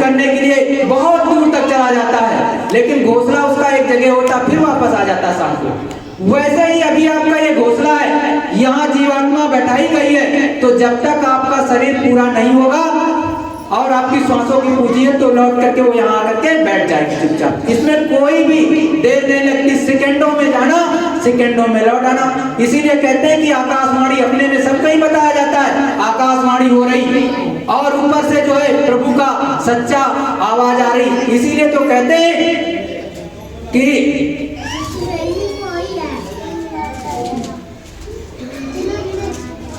वो उद्गीत, वो नाच ऊपर से बज रहा है, उद्गीत हो रहा है, आप सुनते हो, लेकिन अपने घर में इसको सुना जाता है। इसीलिए कहते हैं कि बहुत पहले मंद मन बजता है, एकदम धीमा धीमा सुनाई देता है। लेकिन कैसे सुनाई देता है? जब आप शांति से बैठो, अपने घर में ही बैठ जाओ। जब आपको समय मिला मंदिर में जा करके बैठने की तो वहां बैठ जाओ, क्योंकि वहां पर भी शांत वातावरण होता है, कोई जो है कोलाहल नहीं होता है, क्योंकि उस मालिक को आप पाओगे जब भी शांति में बैठ करके। कोलाहल में भजन नहीं होता प्रभु परमात्मा का, शांति में होगा। शांति में बैठ जाओ तो उस मालिक की दया उतरने लगेगी और धीरे धीरे ऊपर चढ़ने लगेगी। इसीलिए कहते हैं जैसे मंदिर दीप की मारा हस हस ज्योति होती उजियारा। मतलब जैसे मंदिर का किवाड़ा होता, ऐसा ऊपर ज्योति जल रही और बहुत ज्यादा प्रकाशमय होता चला जाता, लप लप लप लप दिखाई देता। अपने सदग्रंथों में सब कुछ खोल करके लिखा है। किस लिए लिखा है? हमको आपको प्राप्त करने के लिए। भाई जिन्होंने प्राप्त किया उन्होंने लिखा कि हमारे आगे के जो बच्चे आएंगे वो भी इसको पढ़ेंगे, देखेंगे, जानेंगे तो कर ले जाएंगे। भाई पुस्तकें किस लिए लिखी जाती? संत महात्माओं ने तो इसीलिए लिखा है कि आपको भी प्राप्ति हो जाए। और आप अगर ऐसे ही आए थे और चले जाओ, ये मनुष्य शरीर की हमें खाने पीने के लिए या बच्चों के लिए मिला है, तो फिर समझ लो आप चूक गए, क्योंकि ये मनुष्य शरीर केवल इसके लिए नहीं मिला, उस प्रभु परमात्मा को पाने के लिए एक बार मिला है। कब मिला है? जब 84 लाख योनियां सुनते ही हो। 84 लाख अगर योनियों में गए तो एक साल अगर चले गए तो कितने साल निकल जाएंगे? 84 लाख साल चले जाएंगे। और एक आप देखते हो पेड़ 100 साल, 200 साल, 500 साल खड़ा रहता है ना, उसको गर्मी में बोल सकता है, पानी मिले मिले ना मिले, तो वो जीवात्मा आपकी उसमें बंद है, किसी और की नहीं। परिंदों में भी जो आप थल के जीव, जल के जीव, कितने जीव आप देखते हो, सब इसी मनुष्य शरीर से उसमें गए, क्योंकि इसको आपको दिया था प्रभु परमात्मा ने, लेकिन आपने किया नहीं, उस मालिक को पाया ही नहीं, व्यर्थ गंवा दिया। हीरा जन्म अमोल था, कौड़ी बदली जाए। अरे हीरा जन्म आपको मिला है, लेकिन आपने क्या कौड़ियों के बदले उसको बदल दिया, बेच दिया, बेकार कर दिया।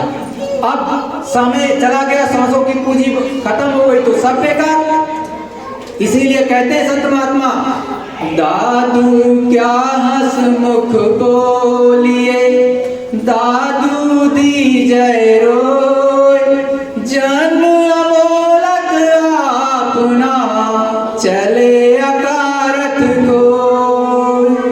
दादू महात्मा हुए, उन्होंने कहा कि हीरे जैसा जन्म मिला था उस प्रभु परमात्मा को पाने के लिए, लेकिन किया क्या? इधर उधर में इसको बेकार कर दिया। और कहते हैं कि क्या किस तरह से हंसते हो, किस तरह से बोलते हो, अपना जीवन तो आपने बेकार कर दिया। और संत महात्मा खून के आंसू रोते हैं, क्योंकि आपको बार बार समझाते हैं कि उस प्रभु का भजन भी कर लो। अरे वो मालिक कहता है 22 घंटे अपने लिए, बच्चों के लिए नौकरी चाकरी खूब करो, जितना है वो कर लो, 1 घंटे उस मालिक के लिए दे दो। उस मालिक के लिए क्या दोगे? इसमें जो सूरज जीवात्मा बैठी है यहाँ पर, उसके लिए दे दो, क्योंकि यही तो नरकों में जाएगी, दूसरा कोई थोड़ी ना जाएगा। वो मालिक तो हमेशा समझाता है। और अपने लिए चाहे अच्छा महल बनवा लो और चाहे जंजीर में बंद करके चले जाना, क्योंकि संत महात्माओं ने उसके लिए भी कहा कि एक बंधे जात जंजीर, बड़े साफ साफ शब्दों में। और जंजीर किसकी होती है? आप कहोगे जंजीर किसकी है? जंजीर जानते हो आपके कर्मों की है। आप जो अच्छा करते हो बुरा करते हो, तो बुरा और अच्छा जब बुरा करते हो तो एक तरह से लोहे की बेड़ी, जब बहुत बुरा अच्छा करते हो तो वो सोने की बेड़ी, दोनों है। अब क्या करना चाहिए, लेकिन आपको पहले बुरा जो करते हो वो छोड़ दो, धीरे धीरे करके, धीरे धीरे होगा तो धीरे धीरे करके छोड़ दिया। अब क्या करो, अच्छा भी छोड़ दो, तटस्थ हो जाओ, जैसे एकदम न्यूट्रल।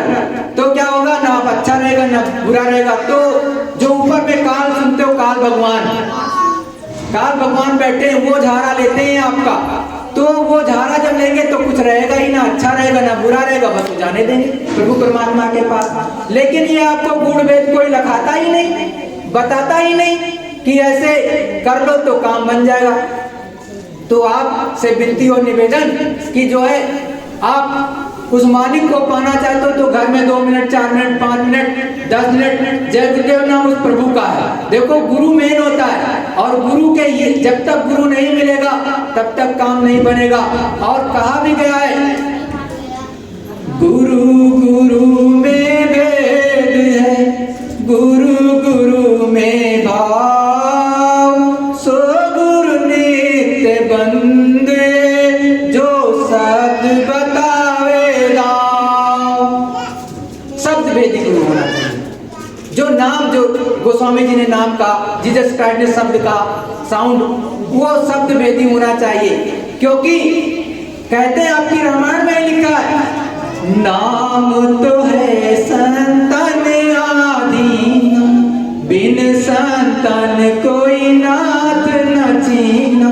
साफ साफ में लिखा है कि नाम तो संतों के अधीन है, वो जो जगाएंगे वो आपको बता देंगे, उस नाम से कल्याण होगा। तो देखो ये नाम गुरु जो इसमें मुख्य नाम जय गुरुदेव, इससे भी अगर आप करना चाहो तो कर लो।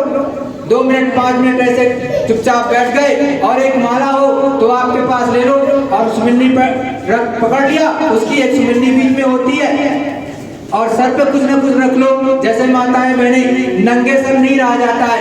कभी भी उस प्रभु परमात्मा को पाना चाहते हो तो नंगे सर, क्योंकि उसका वो एक तरह से मर्यादा होती है।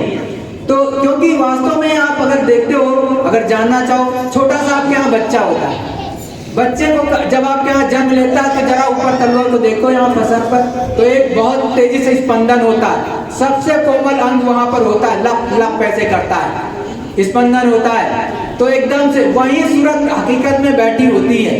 तो आप लोग समझते नहीं, तो वो उस मालिक की ही तो अंश है, कहीं अलग थोड़ी ना है। जैसे आप का एक पानी का बूंद अगर अपने एक लोटे में डाल लेते हो तो क्या होता है, एक लोटा जल हो जाता है, कहते हो लोटा जल हो गया। अगर नदी में वही बूंद गिर गई तो क्या कहलाती है, नदी का रूप लेती है। और वही बूंद अगर समुद्र में गिरती है तो क्या होती है, समुद्र होती है। तो ये उस मालिक की बूंद के रूप में आप में बैठी है।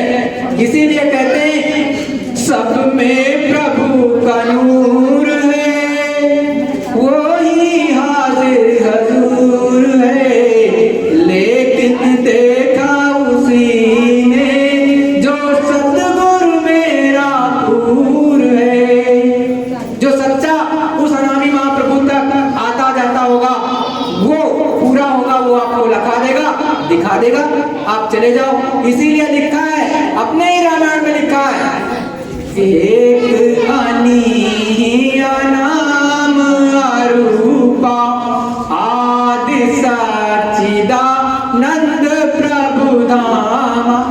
वो अनामी महाप्रभु जिसका कोई नाम नहीं है, वो अनादिकाल से, अब से नहीं, जब से सृष्टि आपकी बनी, आप तो यहाँ बहुत बाद में आओ, उसका तो बहुत बड़ा विस्तार है, यहाँ तो बहुत हम संक्षेप में बता रहे हैं।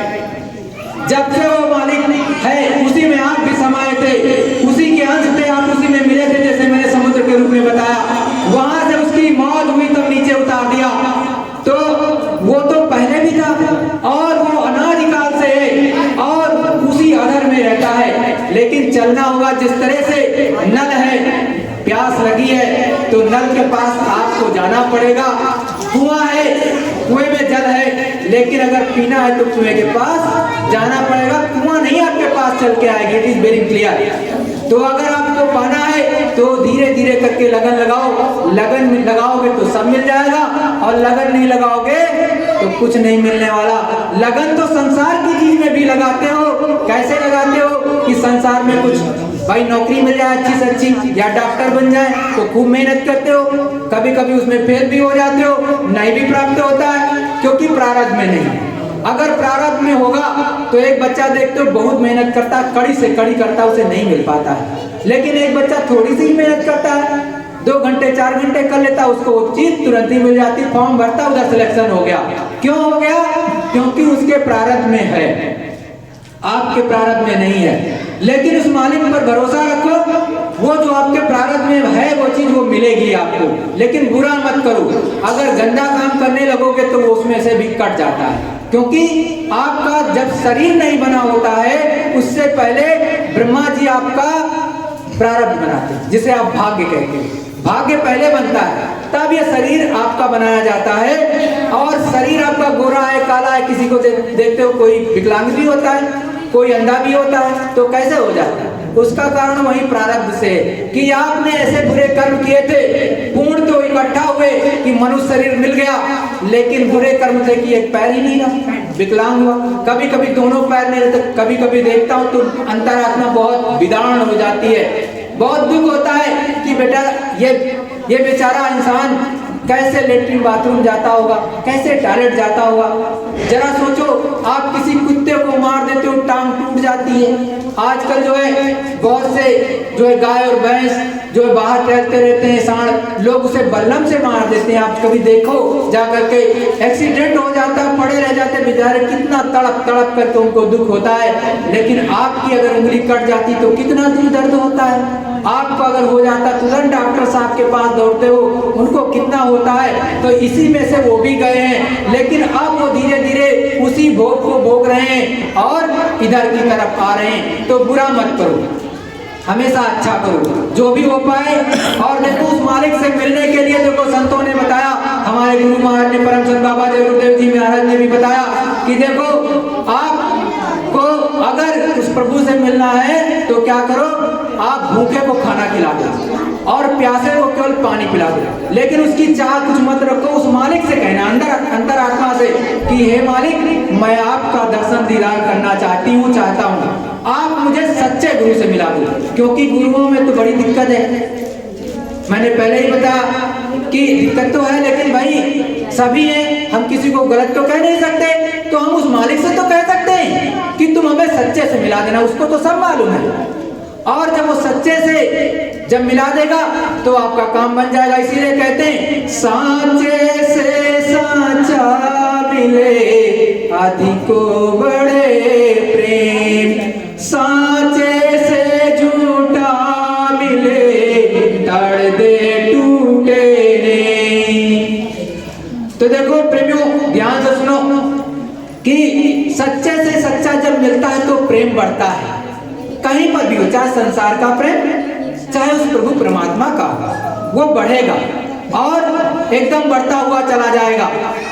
और लेकिन सच्चे से जब झूठा मिलेगा, चाहे संसार में चाहे प्रभु वाला मिलाने वाला होगा, तो टूट जाएगा कुछ दिन में। तो हमेशा सच्चे से, जो सच्चे के होते हैं मालिक के प्रेमी, कहते भी हैं जो सच्चे के सैदाई हैं, जो सच्चाई के सैदाई हैं, लटकाए नहीं जाते, खुशी से दार पे चढ़ते हैं, भटकाए नहीं जाते।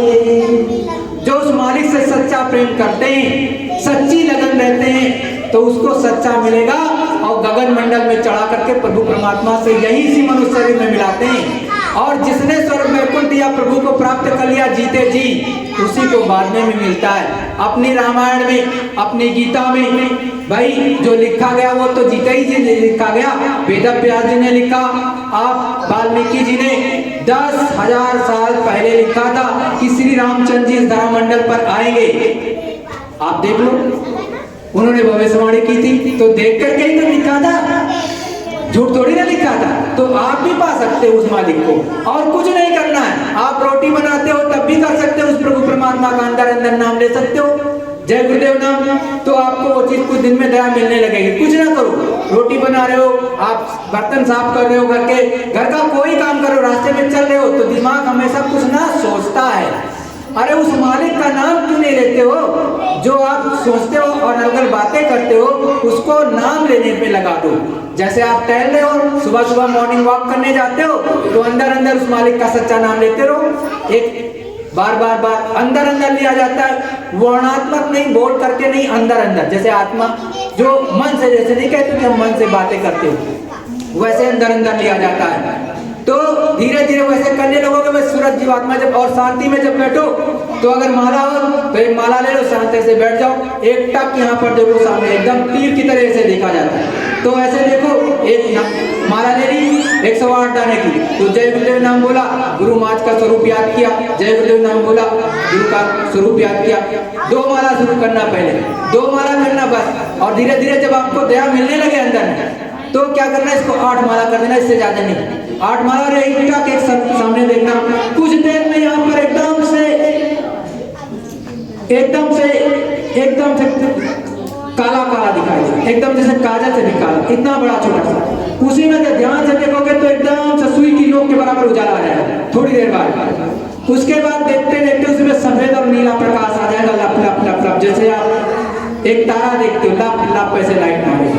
ऐसे देखने लगोगे, थोड़ी देर बाद वो जो तारा होगा फूट जाएगा। जब फूट जाएगा तो एकदम ये जैसे ये दुनिया दिखाई देती है, वो ऊपर वाले दिखाई देने लगेगी, उसे ईश्वरीय दुनिया कहते हैं। वो लप लप लप लप दिखाई देने लगेगा। वैसे ही ऊपर पे बड़े बड़े बाग, बड़े बड़े फूल, बड़ी बड़ी नदियां एकदम फकवर्ड दिखाई देंगी, आपको बहुत आनंद आएगा।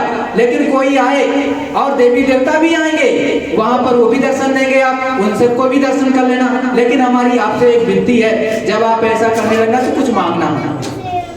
अगर मांग लिया आपने कि हमको लड़का दे दो, बच्चा दे दो जिसके नहीं है, या हमको जो है नौकरी चाकरी दे दो, या दुनिया का धन दौलत दे दो, मैंने आपको पहले बताया, सच्चे संत हमेशा बताते हैं जो आपके प्रारब्ध में है वो मिलेगा।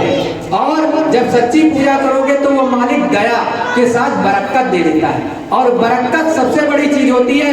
पहले एक कमाता था, पूरा घर के परिवार खाते थे, परिवार का हर सदस्य खाता था।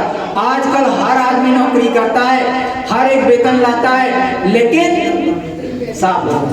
क्यों? क्योंकि आपके घर में बरकत नहीं। बरकत होगी तो मालिक आपका थोड़ी अमाउंट में भी आपका पूरा हो जाएगा। अब कहोगे कैसे? आपने गलत काम किया और डॉक्टर साहब ने कहा यहाँ पर ऑपरेशन होगा, अब इस चीज का, कहा कितना लगेगा? कहा 10 लाख लगेगा। अरे आपका इंश्योरेंस है तो कुछ उसमें से जाएगा, तब भी कुछ ना कुछ तो अपना जाता ही है। और मान लिया सपोज दैट नहीं है, उस कंडीशन में कितना जाएगा? तो जितना लाए थे अनर्गल मतलब पाप की कमाई, तो वो निकल जाएगा, बल्कि आपका भी ले जाएगा, 10 गुना आपका भी ले जाएगा। तो कभी भी ऐसा नहीं करना चाहिए। शुद्ध सात्विक संत महात्मा कहते हैं कि अपनी कमाई का किस खाओ और सच्चाई ईमानदारी का, किसी के साथ बुरा मत करो, तो वो बरकत आपको मिल जाएगी, पूरा हो जाएगा आपका काम। तो इस तरह से देखने लगना और फिर माला रख देना, एक का यहीं पर देखना, इसको कहते हैं ध्यान। देखने का नाम ध्यान। सामने देखो और हो सकता है गुरु महाराज आपको दर्शन देंगे, तो आपको बात करना होगा, करेंगे। कहते नहीं कि शब्द स्वरूपी ये होते हैं, ये अंदर में तुरंत आ जाएंगे सामने। जो बात कहेंगे, आप कुछ पूछना जानना चाहो पूछ सकते हो, तो लेकिन कुछ मांगना नहीं नीचे की शक्तियों से। क्योंकि आप जैसे आप इस तरह समझो जैसे आपको राष्ट्रपति से मिलने जाना है, ठीक है? तो राष्ट्रपति से मिलने जाना, लेकिन पहले चौकीदार बहुत से खड़े होते हैं रोकने के लिए आपको उस प्रभु परमात्मा से मिलना।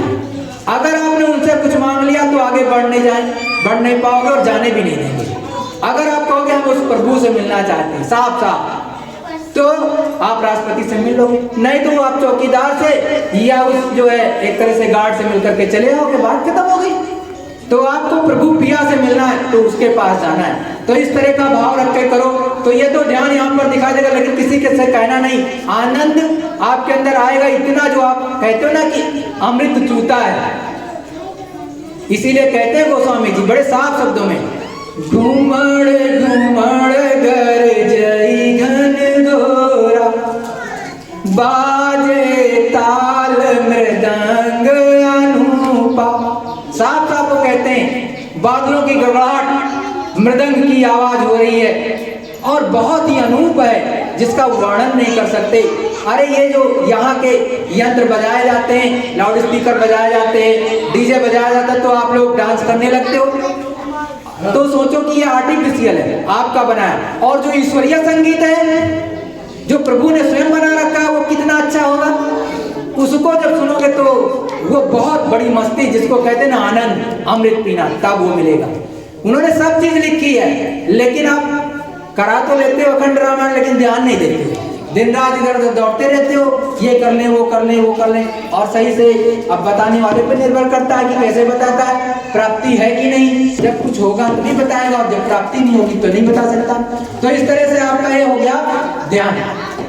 इसको बंद कर देना। फिर क्या करना है, कान बंद कर लेना, दोनों कान, क्योंकि ये बाहर की आवाज सुनते हैं, अंदर वाली नहीं, गैबी आवाज नहीं, जो ऊपर से, जैसे कबीर साहब ने कहा, पर अनाद की धुन प्यारी रे साधो, अनाद की धुन प्यारी, पहले तो रिल मिल बाजे, पछुआ से प्यारी हो साधो, अनाद की धुन प्यारी।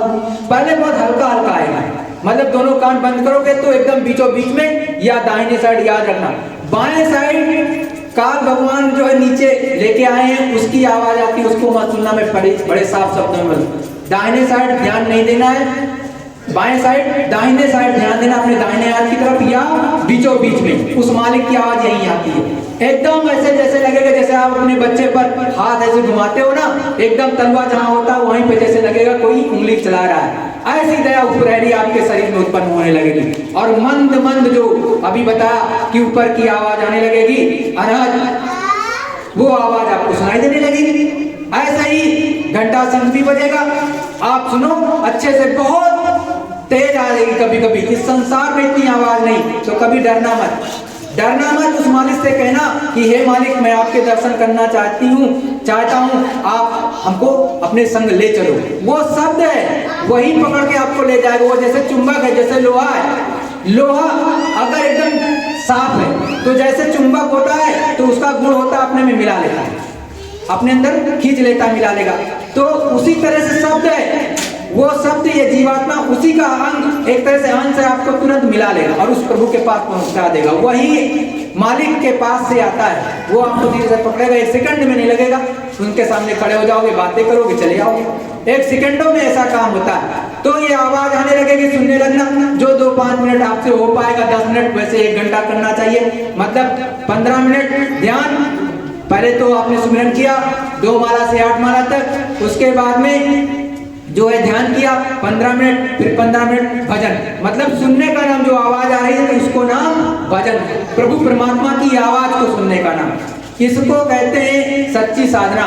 जो और नहीं हो पाती तो 5 मिनट कर लो, उस मालिक पे क्या जाता है भाई, उस मालिक के लिए 2 मिनट बैठ लो, बस हो गया। उसके बाद छोड़ दो, जो दुनिया का काम है करो, फिर सुबह भी कर लो, शाम को भी कर लो, क्योंकि ये शरीर उसी के लिए मिला और किसी के लिए नहीं मिला।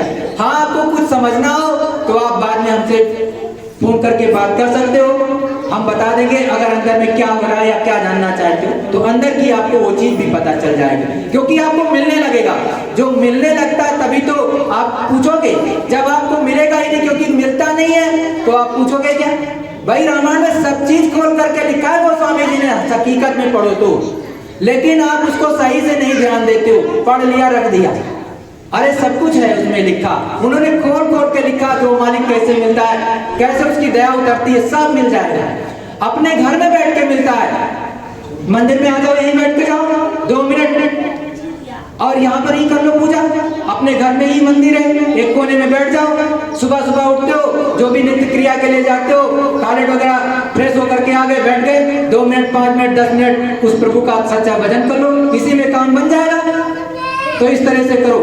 अब एक छोटी सी प्रार्थना बोलेंगे, 2 मिनट आपको 5 मिनट ध्यान कराएंगे और 5 मिनट भजन, जैसे बताया यहीं पे कर लेना। और जब हम जो चीज कहेंगे वो अंदर में यहीं पर देखना सामने, और मालिक से आप भी विनती करना, हम भी विनती करेंगे कि हमको कुछ दिखाओ, हम भी आपका जलवा देखना चाहते हैं, कुछ तो अनुभव हो, हमारा मन रुके। जो मन आज तक का भटक रहा है इधर उधर, ये रुके तो, क्योंकि यही सबसे ज्यादा पंगा करता है। इसीलिए संत महात्मा कहते हैं, मन के मते चलो तुम कोई, गुरु जो कहे करो तुम सोई। मन के मते हजार, एक पल पल में ये मन अपना रंग बदल देता है। कभी यहाँ होगा तो कभी बम्बई चला जाएगा, कभी गुड़गांव चला जाएगा, कभी दिल्ली चला जाएगा, कभी इधर चला जाएगा, कभी उधर चला जाएगा। तो जो गुरु कहता है सो करना चाहिए।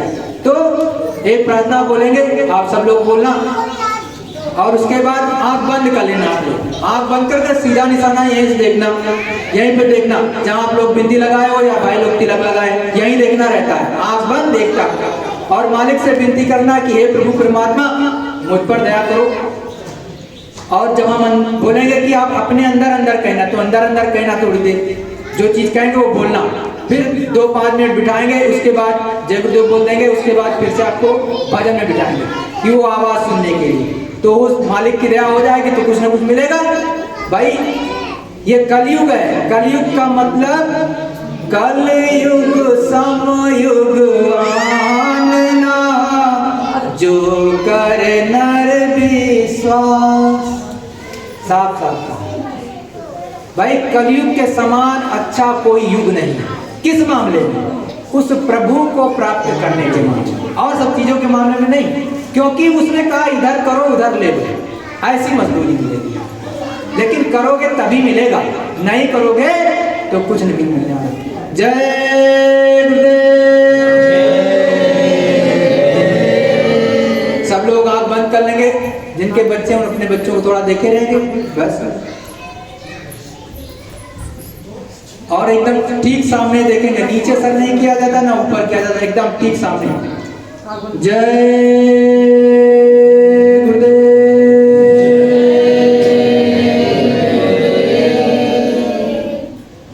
सतगुरु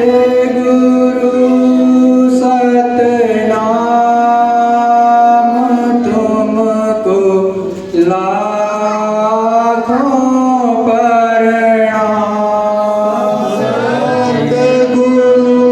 सतनाम तुमको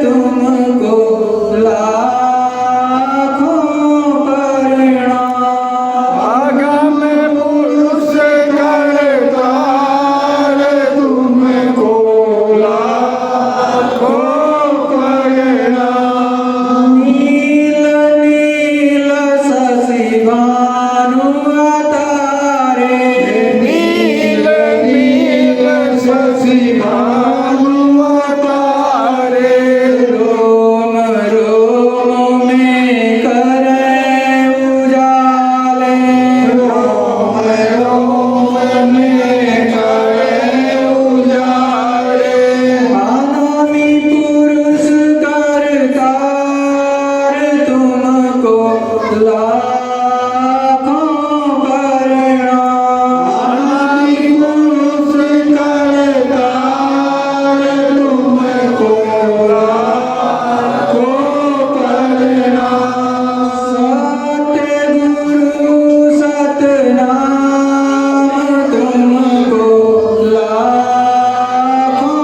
प्रणाम।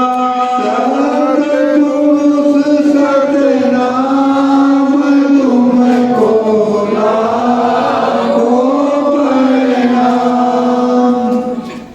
जय गुरुदेव। जय गुरुदेव। अब लोग आप मुंह से मत बोलना, सभी लोग सर पे कपड़ा रख लेना उस मालिक के याद में और उसके आदर भाव के लिए।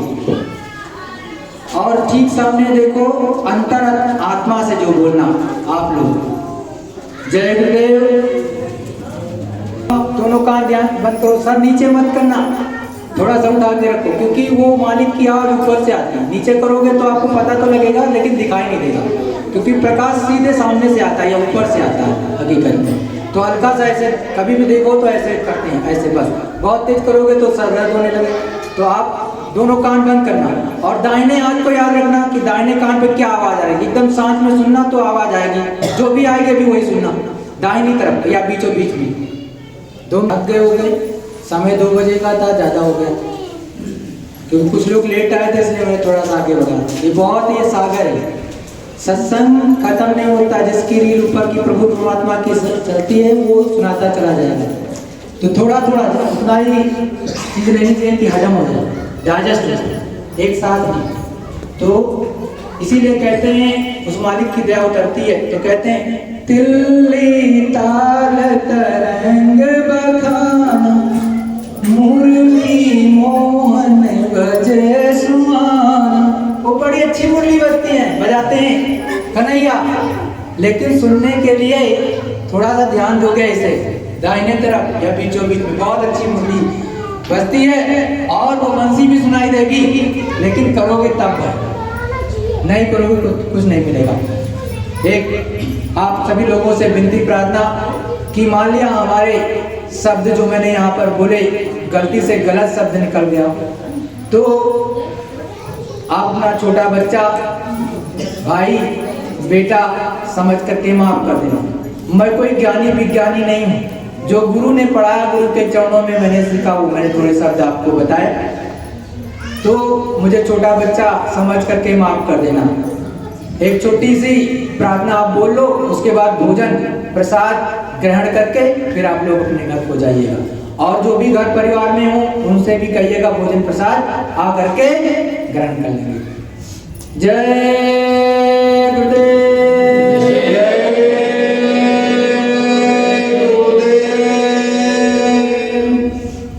विनय करूं मैं दो कर जोरे, विनय करूं मैं दो कर जोरे। सतगुरु द्वार तुम्हारे, सतगुरु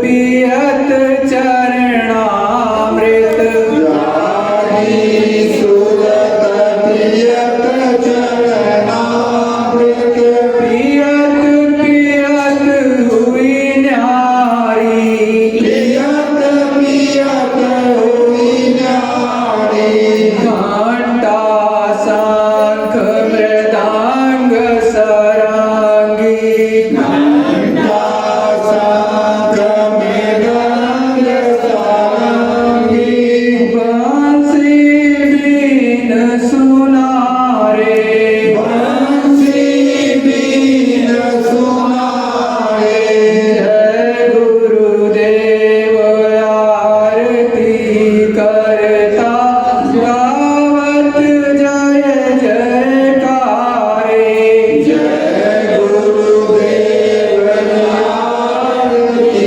करता गावत जय जयकारे विनय करूं मैं दो कर जोरे सतगुरु द्वार तिहारे विनय करूं मैं दो कर जोरे सतगुरु द्वार तुम्हारे विनय करूं मैं दो कर जोरे प्रभु जी द्वार तुम्हारे विनय करूं मैं दो कर जोरे सतगुरु द्वार तुम्हारे स्वामी द्वार तुम्हारे स्वामी द्वार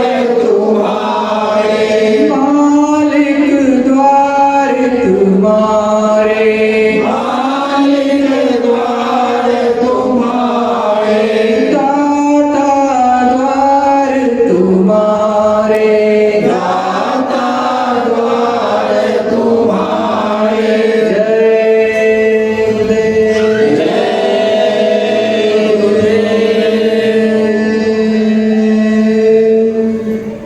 सभी भाई बहनों जो भी यहाँ पर उपस्थित हैं, अगर मुझसे कोई गलती हुई होगी तो मुझे छोटा अधम समझ करके माफ कर देना। आपके चरणों में मैं अपना सर रख करके गलती की माफी मांगता हूँ।